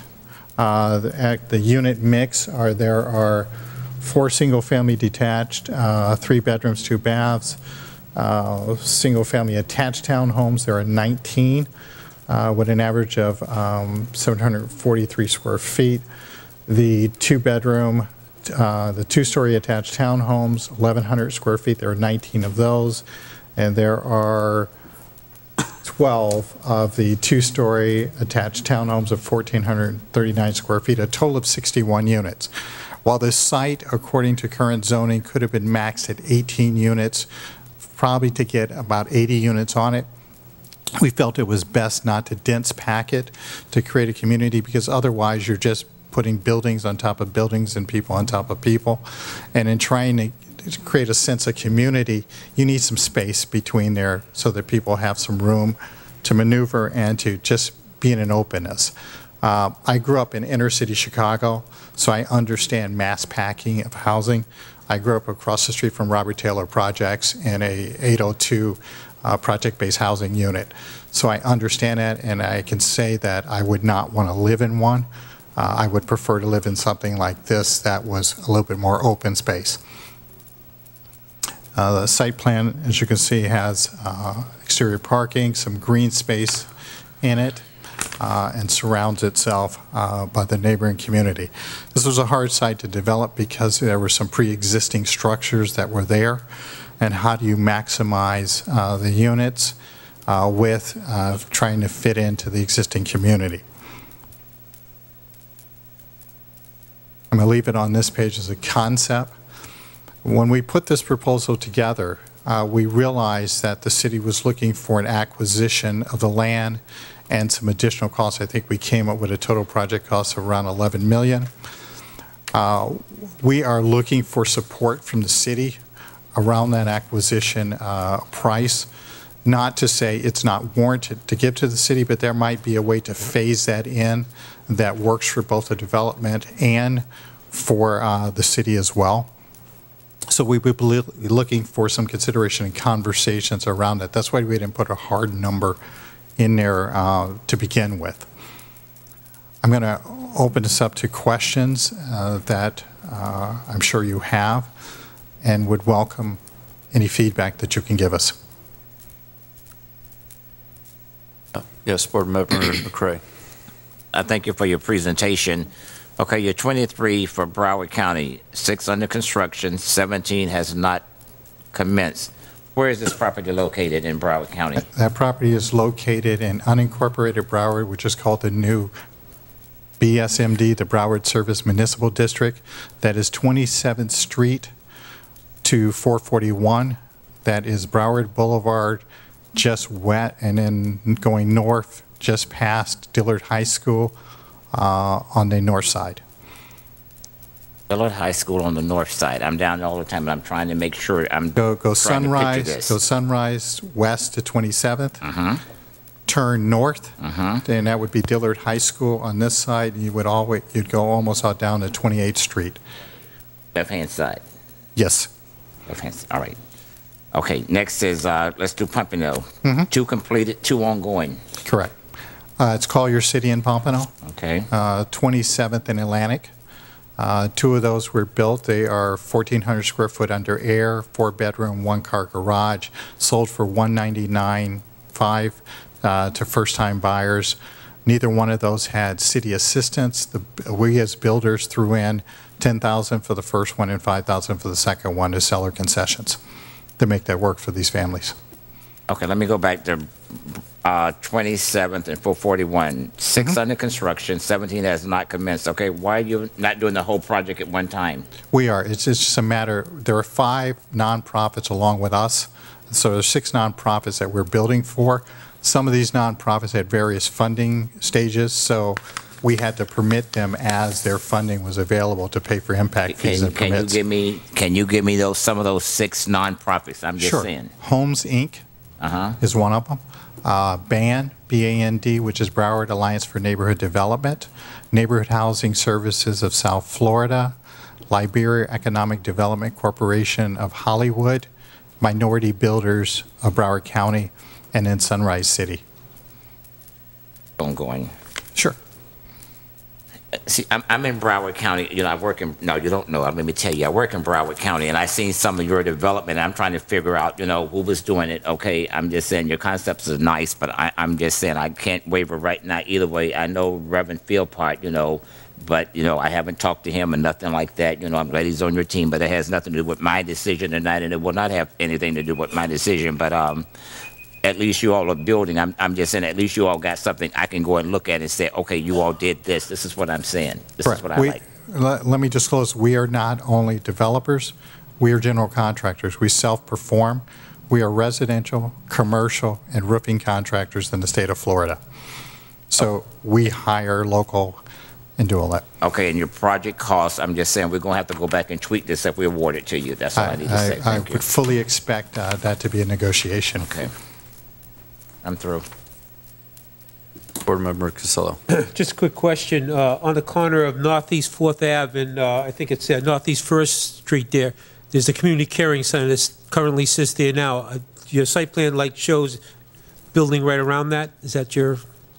I believe that there's it's building up and near it, but there is room to reduce some of the units to create some open space. So if there needs to be something there. Would you have any desire to purchase that building from the Community Caring Center? As long as I can get help from this board doing that, and it makes it economical as a project, yes, we are open to that suggestion. No help was forthcoming, you wouldn't be interested in it, correct? It depends. If the project overall makes sense, okay, and we can look at acquiring that, yes, we would look at that well. I'm a nonprofit. I have to ask for city assistance first, and then fall it on ourselves. Otherwise, I would be doing my job. Do you have an idea what that acquisition would be? I do not. Okay. So part of the information that they gave us was regarding Section 8 homeownership vouchers. Yes. Can you explain that? Sure. Well, and I'm not sure if Boynton Beach has accepted the Section 8 homeownership program. Broward County has for 3 of its 6 housing authorities. It allows a housing choice voucher to use that voucher to purchase a home. It would gross that voucher's income up along with their additional income for 15 years, depending on their situation. If they are non-disabled, they keep that assistance for 15 years. Every year they have to go back and recertify, so the amount may change. If they are disabled, they would keep that for 30 years through the life of the loan. It's a way to retire vouchers and transfer those to other needy families. It's also a way for the government that says, how do I get you to be self-sufficient? How do I create some equity? There is no equity share from HUD on those vouchers. So whatever a family gets, it keeps. When that voucher is turned back in, the HUD does not collect any equity in that home. Have you dealt with the Palm Beach County Housing Authority in the past? I have not dealt with Palm Beach Housing Authority. Right. I have dealt with 3 of Broward's Housing Authority and had to struggle with 2 of those to get them to understand the program, even though they had it on their books. You know, I've been to the Housing Authority. I don't know who the executive director is now, if they even have one. So I don't know if that's going to be a viable option moving forward for that. You know, I was looking at the triplexes. They look very beautiful. I know you put a lot of time and effort into drawing those out. You know, one of the things I saw that you had the social space on top of, you know, for 2 of them, and I've known in sometimes where if you don't build the ceiling strong enough, that social space may turn into a party, and that person in the middle may not like it, that there's people above them. So I'm just wary of that, in the sense is that, you know, they're going to have to deal with their either neighbors, and that can create some animosity very quickly. And we're willing to address that and look at that. That means if it's not a social space, maybe we put something on the outside. But I have these beautiful architects over here that do these drawings, and my philosophy is I never hire an architect unless I can strap a tool belt on them and they understand what they're building, because of some of those similar situations. But I will leave that to the professionals. Correct. And then the other thing is that there is no parking garages. Is that how many parking spaces are going to be total? Or driveways, yeah. We have 2 parking spaces per unit. And is there guest spots as well? We don't have guest spots. And do you plan on any street parking then? Yes. Yes. For the guests? And I just want to say, your comment about the design, we're very collaborative. It's really important to us that this is a project that embodies everybody's vision, and we really listen. Right. You know, it may be in the senses that if you're selected, we go to the duplexes where we, you know, reduce the density a little bit so that, you know, it fits well with what the community wants. Absolutely. And so you guys are amicable to changing designs and moving forward. We're not only amicable, we encourage input, and we want to hear Hey, what. you got to leave. Is that That wasn't the clock. Right. Yeah. We really do want to hear from you. And, you know, again, it's a concept. It's a starting point. We like to get it right the first time. And to us, getting it right means we're about 85% there. And with some tweaking, you know. We also are sensitive to the streetscape and the idea of what it's like to drive by, and a feeling of community. And that second floor also acts as a porch, which is a welcoming feature. Yep. All right. Thank you. Vice Chair? First question. I noticed there was no reference to prevailing or living wages within your RFP response. What response, if any, do you have to that, which I believe was a part of explicitly stated in the RFP? Prevailing wages also always makes a project difficult to build. However, if there's one dime of federal money in this project, prevailing wages must be paid. I can't get out of prevailing wages if I get help from the city or the county in any federal dollars. And I believe, is it Michael from the CRA who can redefine it. That is correct, if my understanding is correct. Any CRA dollars used would not carry any type of federal regulation with regard to prevailing or minimum wage or any type of wage standard. It would be something that would be agreed to by the board and the developer.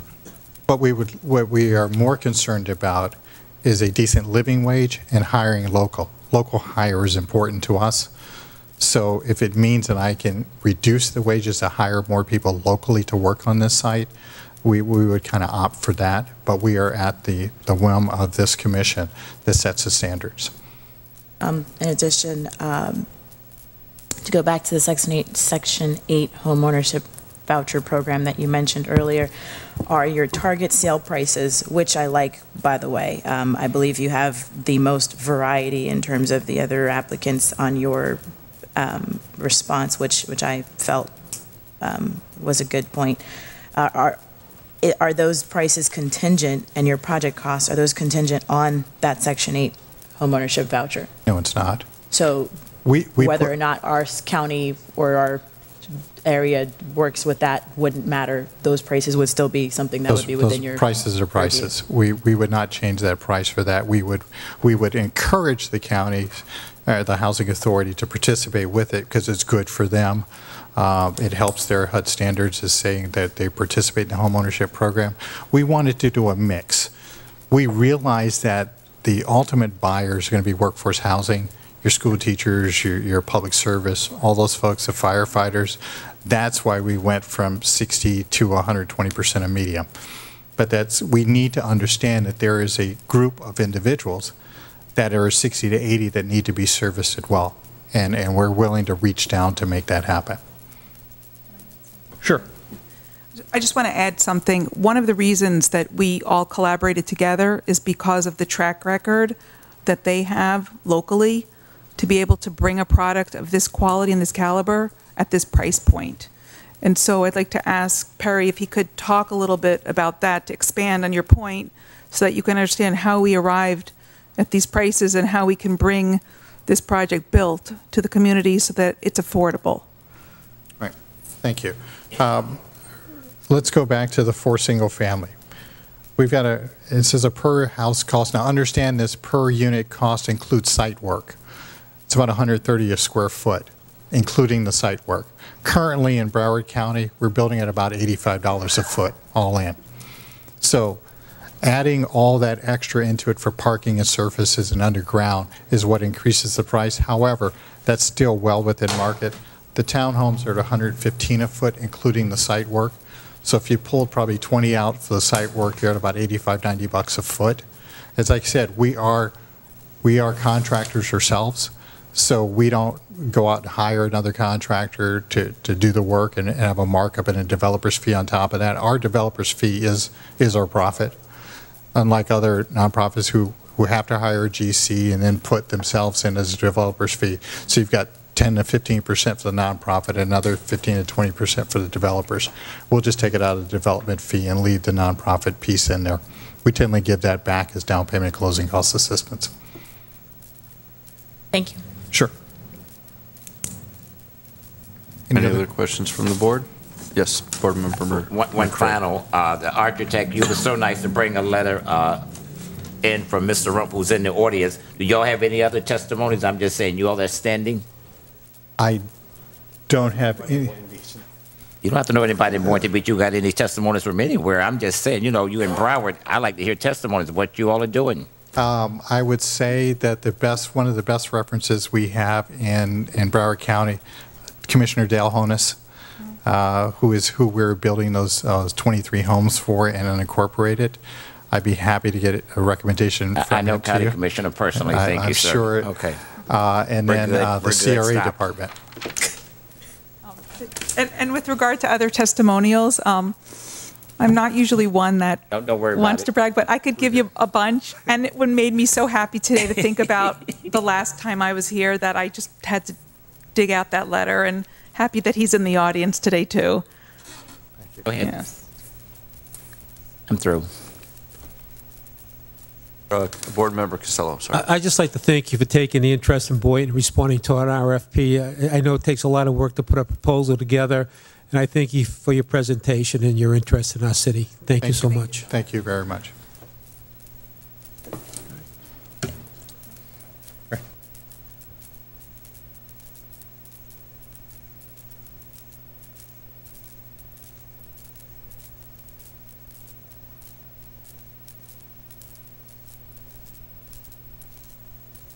Don't have to leave now. We're going to bring everybody else back in. So I guess for the board, do you have any further discussion between everybody, or is everyone ready for their markings? And we'll hand them over to Tara to do the accounting. And while she's doing the accounting, we'll hear from Centennial, who's in the audience. Does that sound good?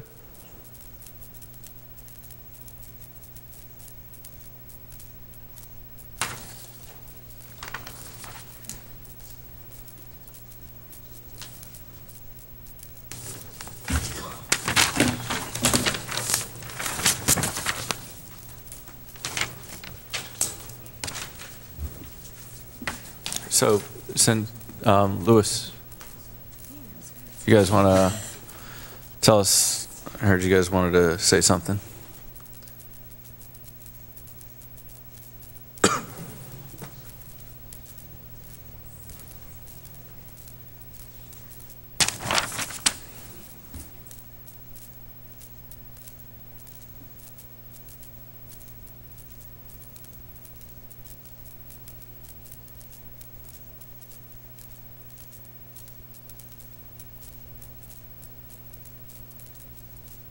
You're fine. No, Louis is fine. I didn't know how long they were going to be. Sorry.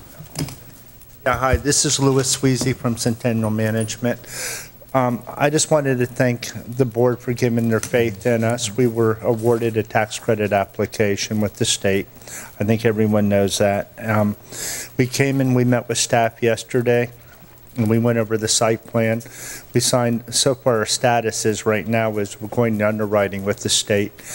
And they analyze the financing, the architectural, and they underwrite it to make sure it's feasible, which we don't think there'll be any problem with it. So far now we've signed our architectural agreement with the architect. So he's now working on a site plan. As soon as that's finalized with the city, we'll start with working drawings. And then we'll be submitting them for architectural, for building permit approval, and we'll be coming in with our civil engineer too to meet with the city too to get our plans. But we have to do that after we get our site plan approval. Is there any questions from this? Just who's the architect? Forum Architecture, the same one that was in the application. Okay. I'm very happy that we won the lottery. I'm glad, Mayor, that you came out and you participated, too, in coming to the board meetings. Thank you. Do we have the other applicants in the audience? Michael? Okay, is that it? Anything? Yeah. Thank you for having your faith. Thank you. Sergeant Deal, do you mind to make sure that all the applicants or from the RFP are in the audience?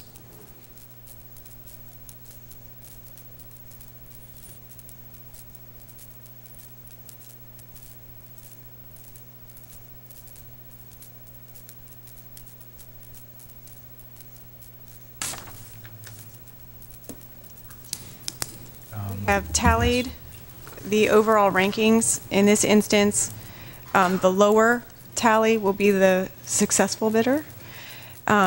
Neighborhood Renaissance received 8, Paragon Legacy 15, and Sunrise City 7.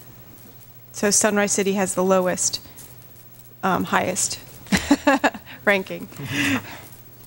I guess I would need a motion to approve the rankings. So move. Okay. All right. Any further discussion? Yeah. Yep. Yeah, I personally, no disrespect obviously to anybody that I didn't select as the top pick, but I personally felt Neighborhood Renaissance had the strongest proposal. One, I guess superficially, I think that their basic concept of the neighborhood they laid out felt like a neighborhood, whereas for the container homes, and again, I have nothing against container homes. You know, I read a lot of articles about modern architecture and stuff, but just the quantity of units was a concern as expressed by another board member.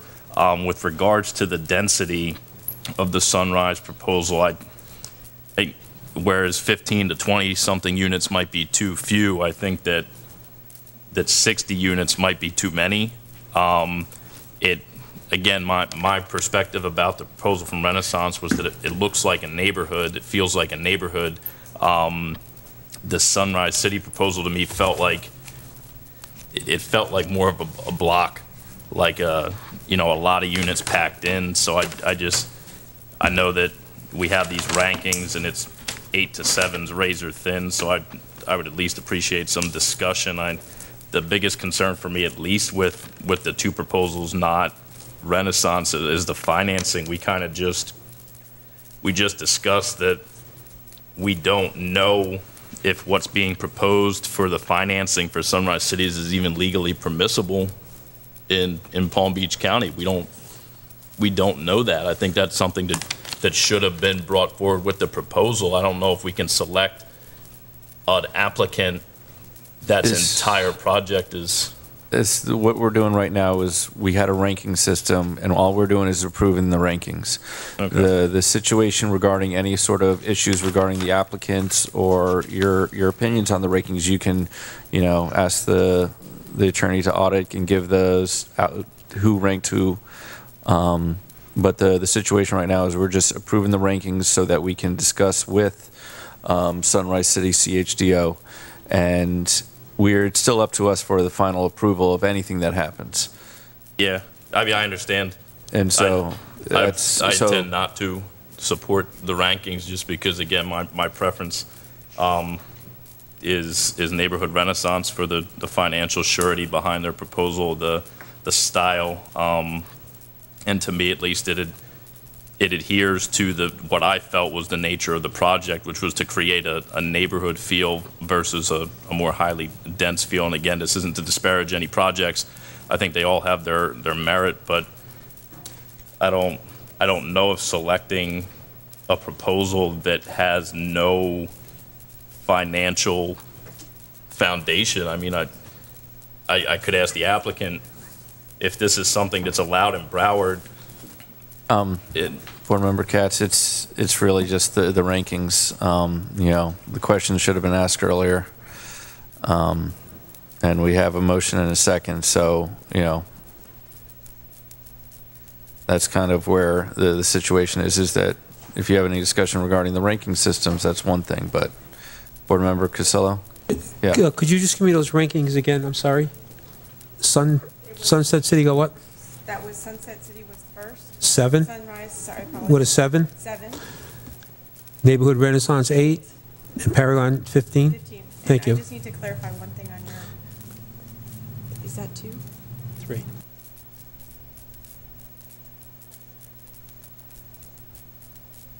that a correct tally? No. I misread your ballot. Oh, I thought you did. That's why I wrote the number out.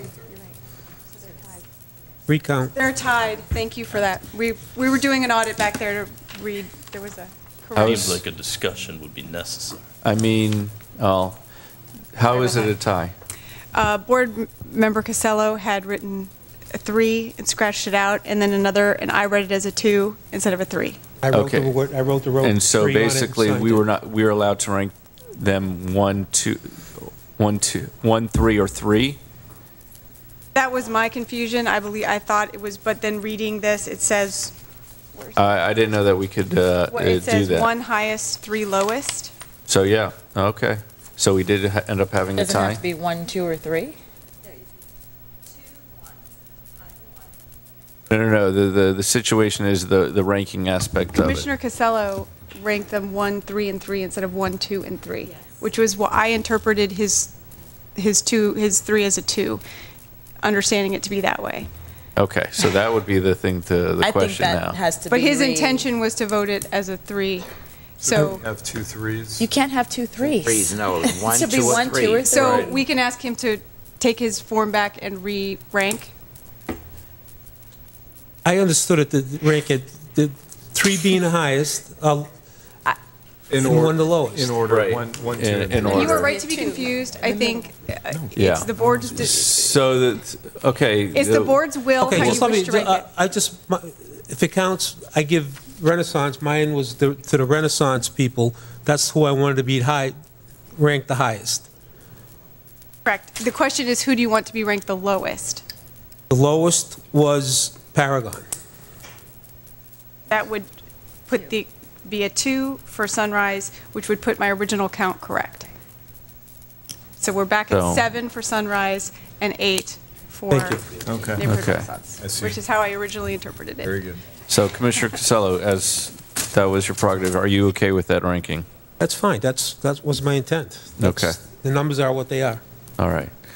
And so we have a motion and second. Any further discussion on the ranking?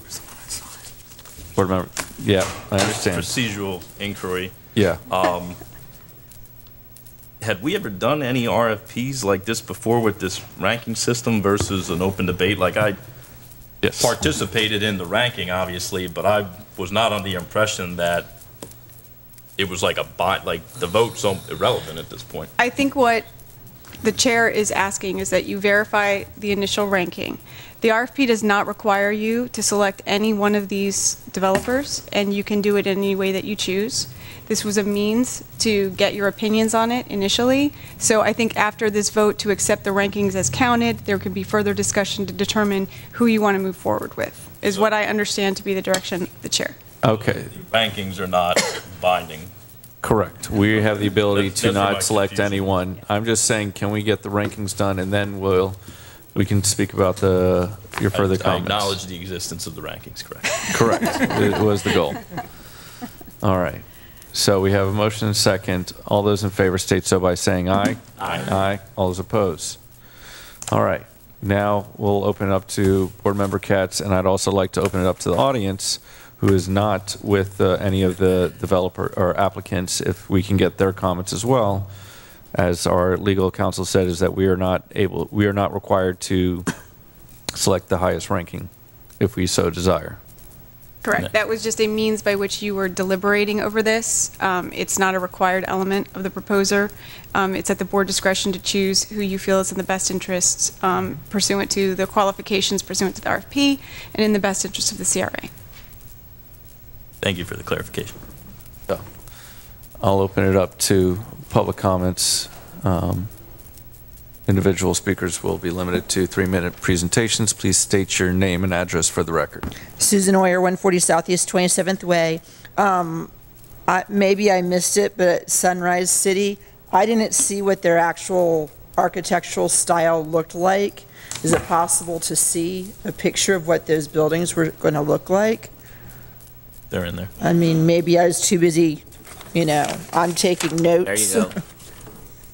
Okay. Okay, no, yeah. Okay, so, and can I possibly see the Neighborhood Renaissance one again, please?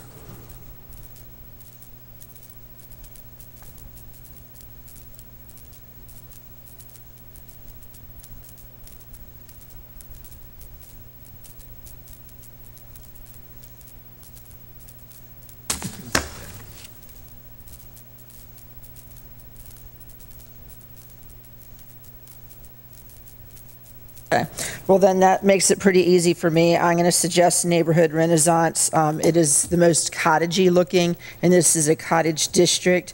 And as the co-owner of the major piece of land that you don't get to knock down and build on top of, this is more fitting with our properties as well as the other historic buildings in the area. If you look at the other cottage houses in that neighborhood, they have much more of a feel like this than with the other style, which I think personally gives more of a colonial feel to me. I do think this is, the Neighborhood Renaissance is the one I would suggest. Not looking at anything else, just looking at the actual architectural style, it looks more cottagey to me, which is what you're aiming for and which is what is fitting within that neighborhood. And, as the person who has to have property next to it, I think I would say go with the Renaissance. Thank you.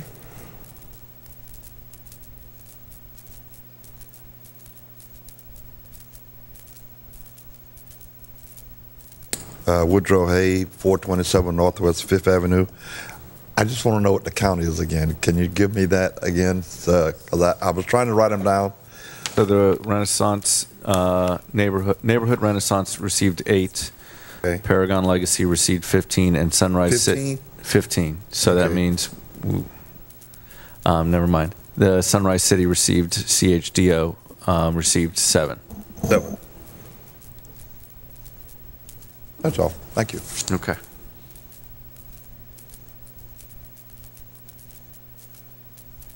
So, yes, Board Member Katz. I'll keep brief because I think I already said most of what I intended to say when I thought that was the appropriate time. Yeah, just it's the cottage district, and I know we discussed options, and we left a good degree of variety in the potential proposals, but I think that single family units and a handful of townhouses, I think that again the layout, it just, at least conceptually, and I know everything's open to tweaking,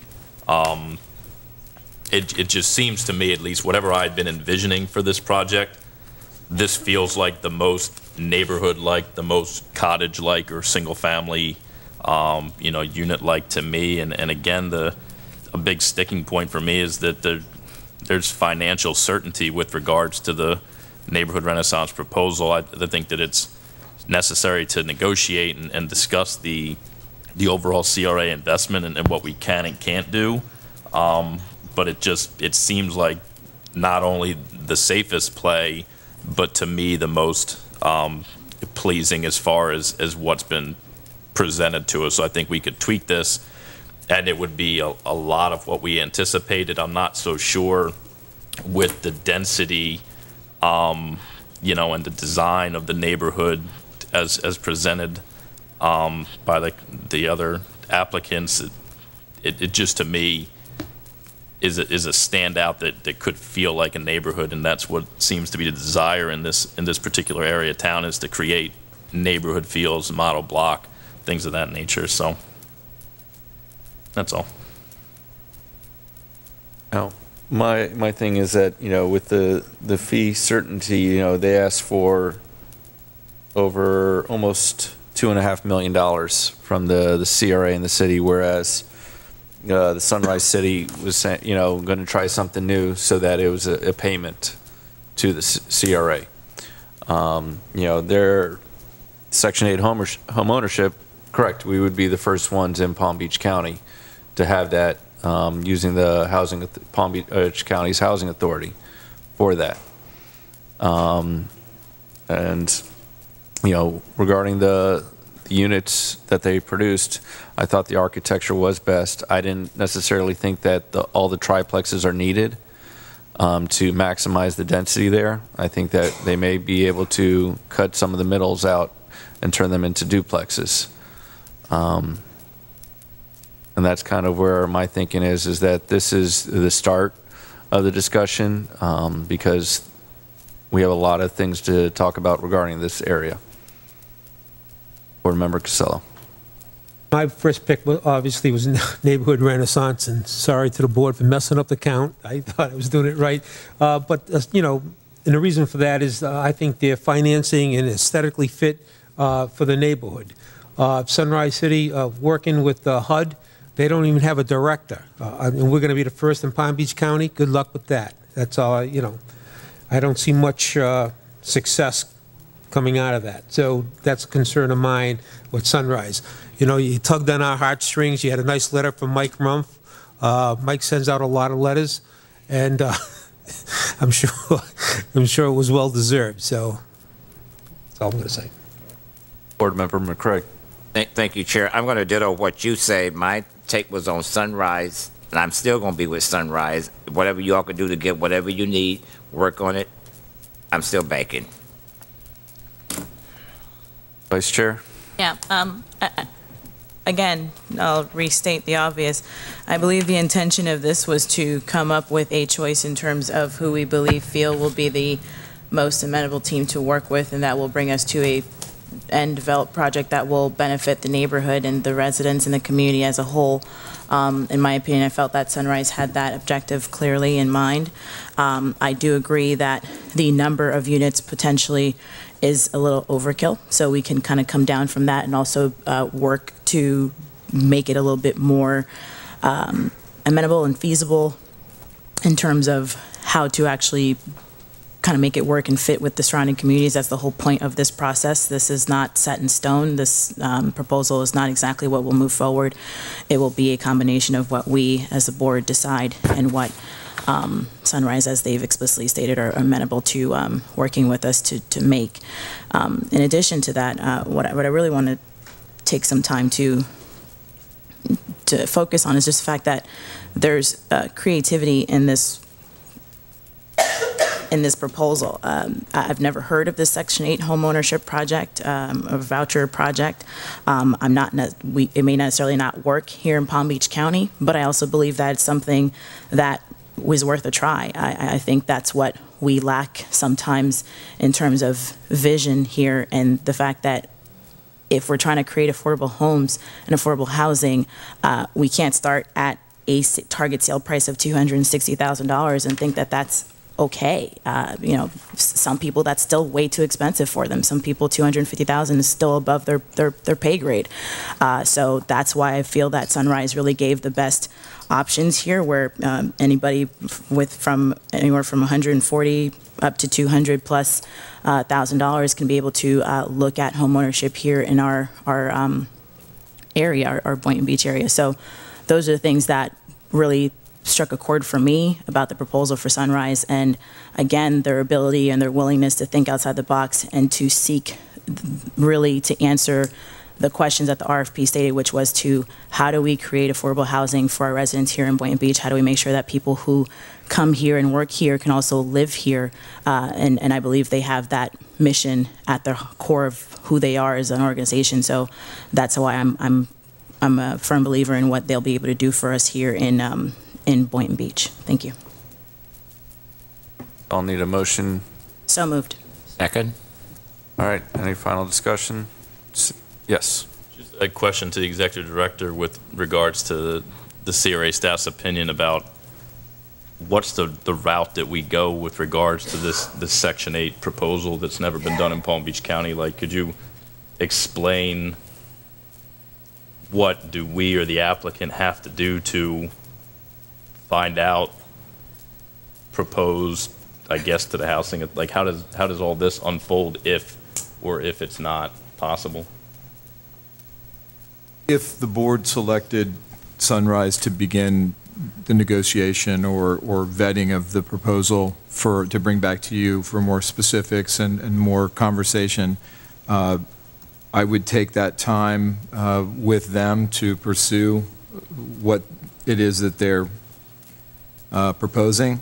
From the staff level, neither Twee or I are not only not familiar with this, but I'm not sure that it is a financial possibility. But as we would do with any of the entities that you selected, there would be tweaks and negotiation to have to be done with all of them. So we would vet all we could with regard to the Section 8 homeownership program, or what their substitute financing means would be. That's certainly something that isn't provided as an alternate. They've only provided one possibility, so we would want to have discussion with them to bring back to you what other options they propose if that Section 8 housing voucher program does not supply them with funding.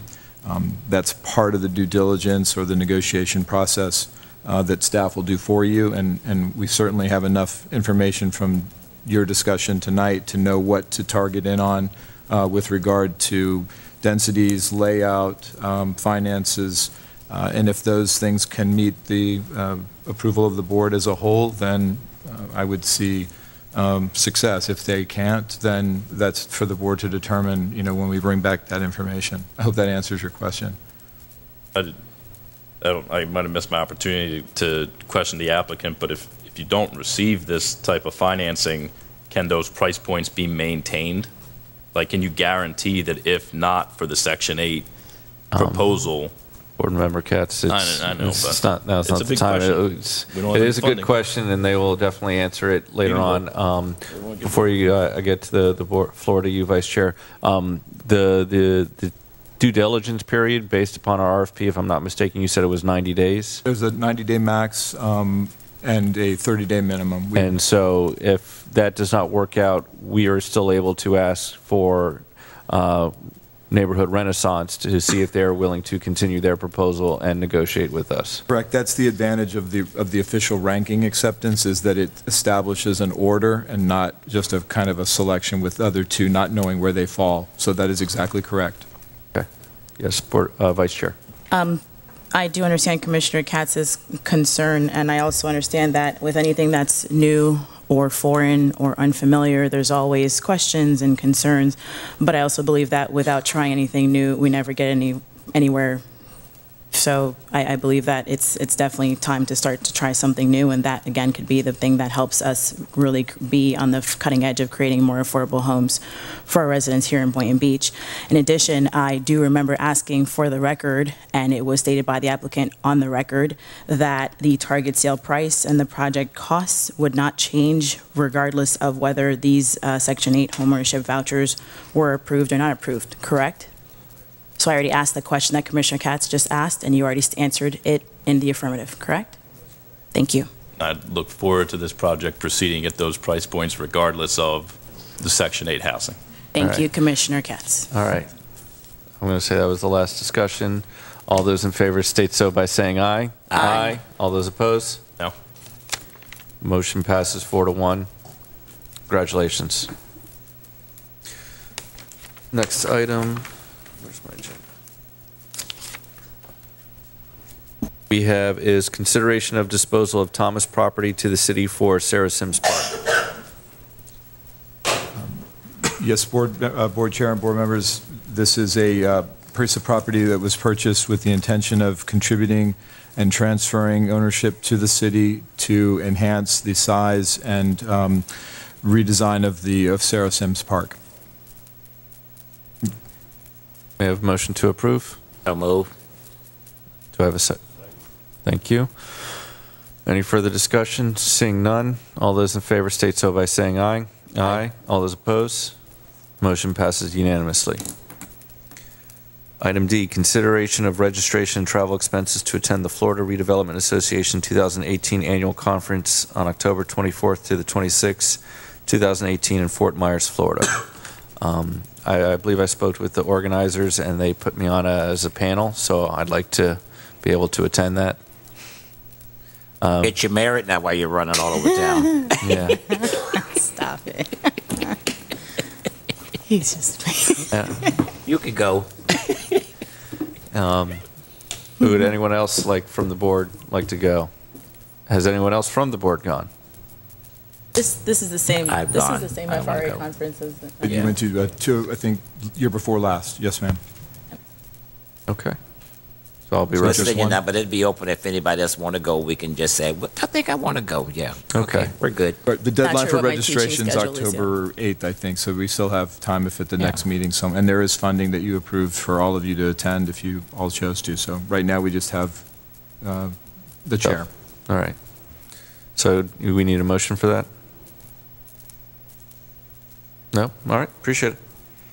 Last item for new business is consideration of purchase of the property located at 106 Northeast 3rd Avenue. Michael, would you mind giving us a brief description and pulling up the map? Yes, sir, Board Chair. This property is located, it's a vacant parcel, one large parcel and kind of a half parcel owned by the same owner. It is behind the convenience store and plaza just across the street here from City Hall at 100 East Boynton Beach Boulevard. This property is located at 106 Northeast 3rd Avenue. It is on the corner of Northeast 3rd Avenue and North Seacrest Boulevard. We have been in conversation with the owners about possibly reaching an agreement to purchase the property. We performed an appraisal, and the appraisal came in at $80,100. And after several emails and phone conversations, the gap between their desired sales price and a price near the appraisal was kind of reached at $100,000 as an agreeable price for them. I, as staff, reached my authority level to negotiate any further. So the item before you this evening is to discuss possibly acquiring the parcel, and the sellers have agreed to sell it at $100,000 at this point. Board Thank Member you. McCray. What was their desired price? It was in the high 100s, 250. That was the first one.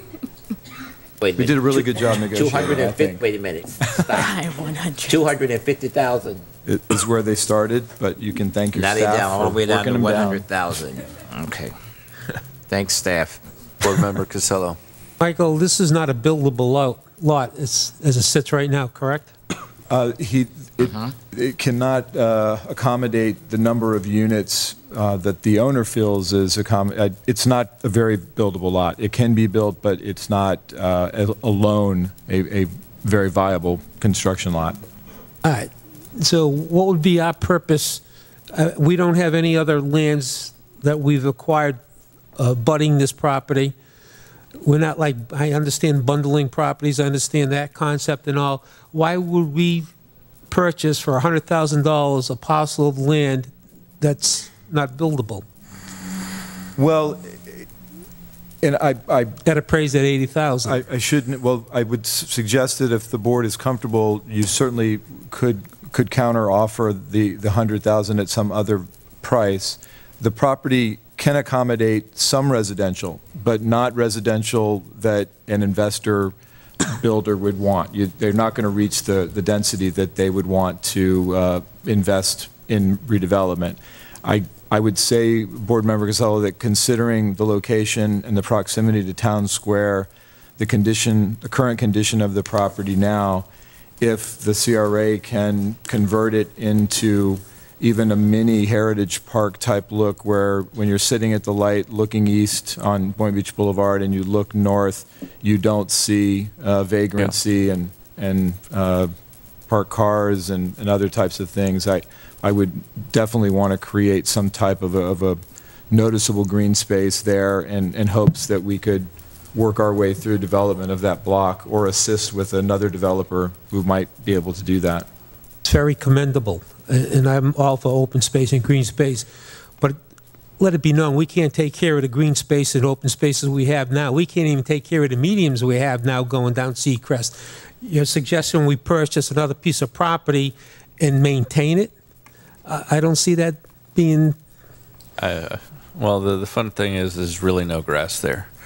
You know, and the fact is that, you know, I live there, I walk by it on a weekly basis. The situation is that it is across the street from Town Square. You know, if we, as a CRA, looking into the future, because I know that you're dismayed on the price of this lot, but think about all the times that we did not buy properties on MLK or Northeast 9th that went for a lot less than what we're paying for them now. We want to see this as its future land use of mixed-use medium. The situation that Michael said is that, you know what, it's only appraised at 80,000, so, you know, we could say 80,000 with all the closing costs, that we're not going above the appraised value. We could say 100,000 and we're not paying any closing costs. So we do have those options available. You know, this is for the future. The question is that if we try to buy this after Town Square is built, it is not going to be $100,000. I'm pretty sure about that. So I'm going to let Board Member Katz, and then I know Vice Chair, I think you had comments. Yeah, I'm in support of working to a price point that's amenable to everybody. I think that going along with what the board chair said, it's, you know, it's a land bank type situation. I think that we approved the consolidated plan and we rezoned all of this land with the hope that in the future that the Boynton Beach corridor will be able to be consolidated and use the front lots and the back lots off of Boynton Beach Boulevard to make some larger retail or mixed use, you know, types of development. So I think it's, in a perfect world, this area, everything on Boynton Beach Boulevard kind of gets consolidated and built up in the future, I think it's a risk for people to kind of stab first and snatch up a property. So, you know, that's for $80 to $90 to $100,000 in what will eventually be a prime piece of real estate relative to all the development in the area. I just think it might not pay off for a number of years, but that's, you know, from everything I've been told, that's kind of how Atlantic Avenue went, that a series of land banks over the course of time led to the ability to put together larger projects. So I'm in favor of it. If it doesn't necessarily have to be what they're asking, somewhere in between the 80 and the 100, because I'm sure they do not have many other motivated buyers at this time. But, you know, we have money for land acquisition. It could be a piece of a bigger project, so I support it. Got a question to the director. Michael, what do you think the cost would be to make this a green space, eye-pleasing green space, and what would it cost to maintain it as far as cutting it and litter pickup?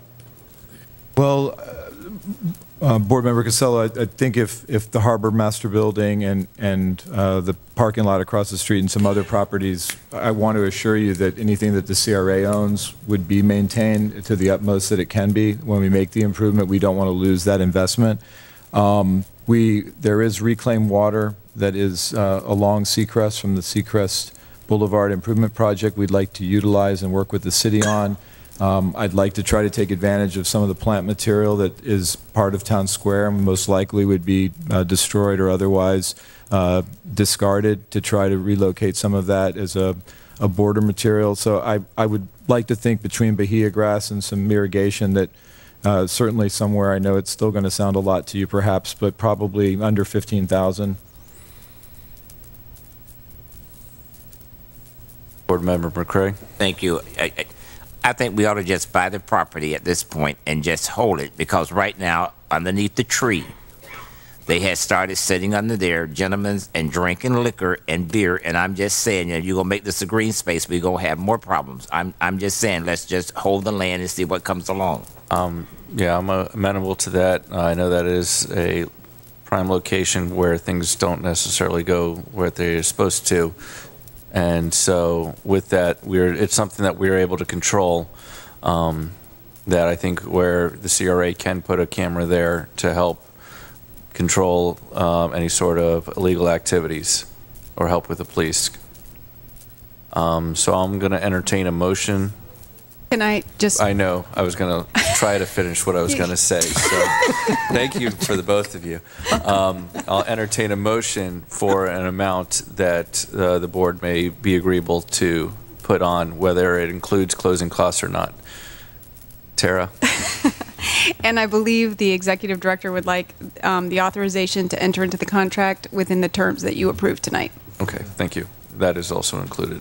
I'll make my motion to include those options, and I would venture to say, with everything all included, no more than 100,000. Second. All right. Any further discussion? Seeing none, all those in favor state so by saying aye. Aye. Aye. All those opposed? No. Motion passes 4-1.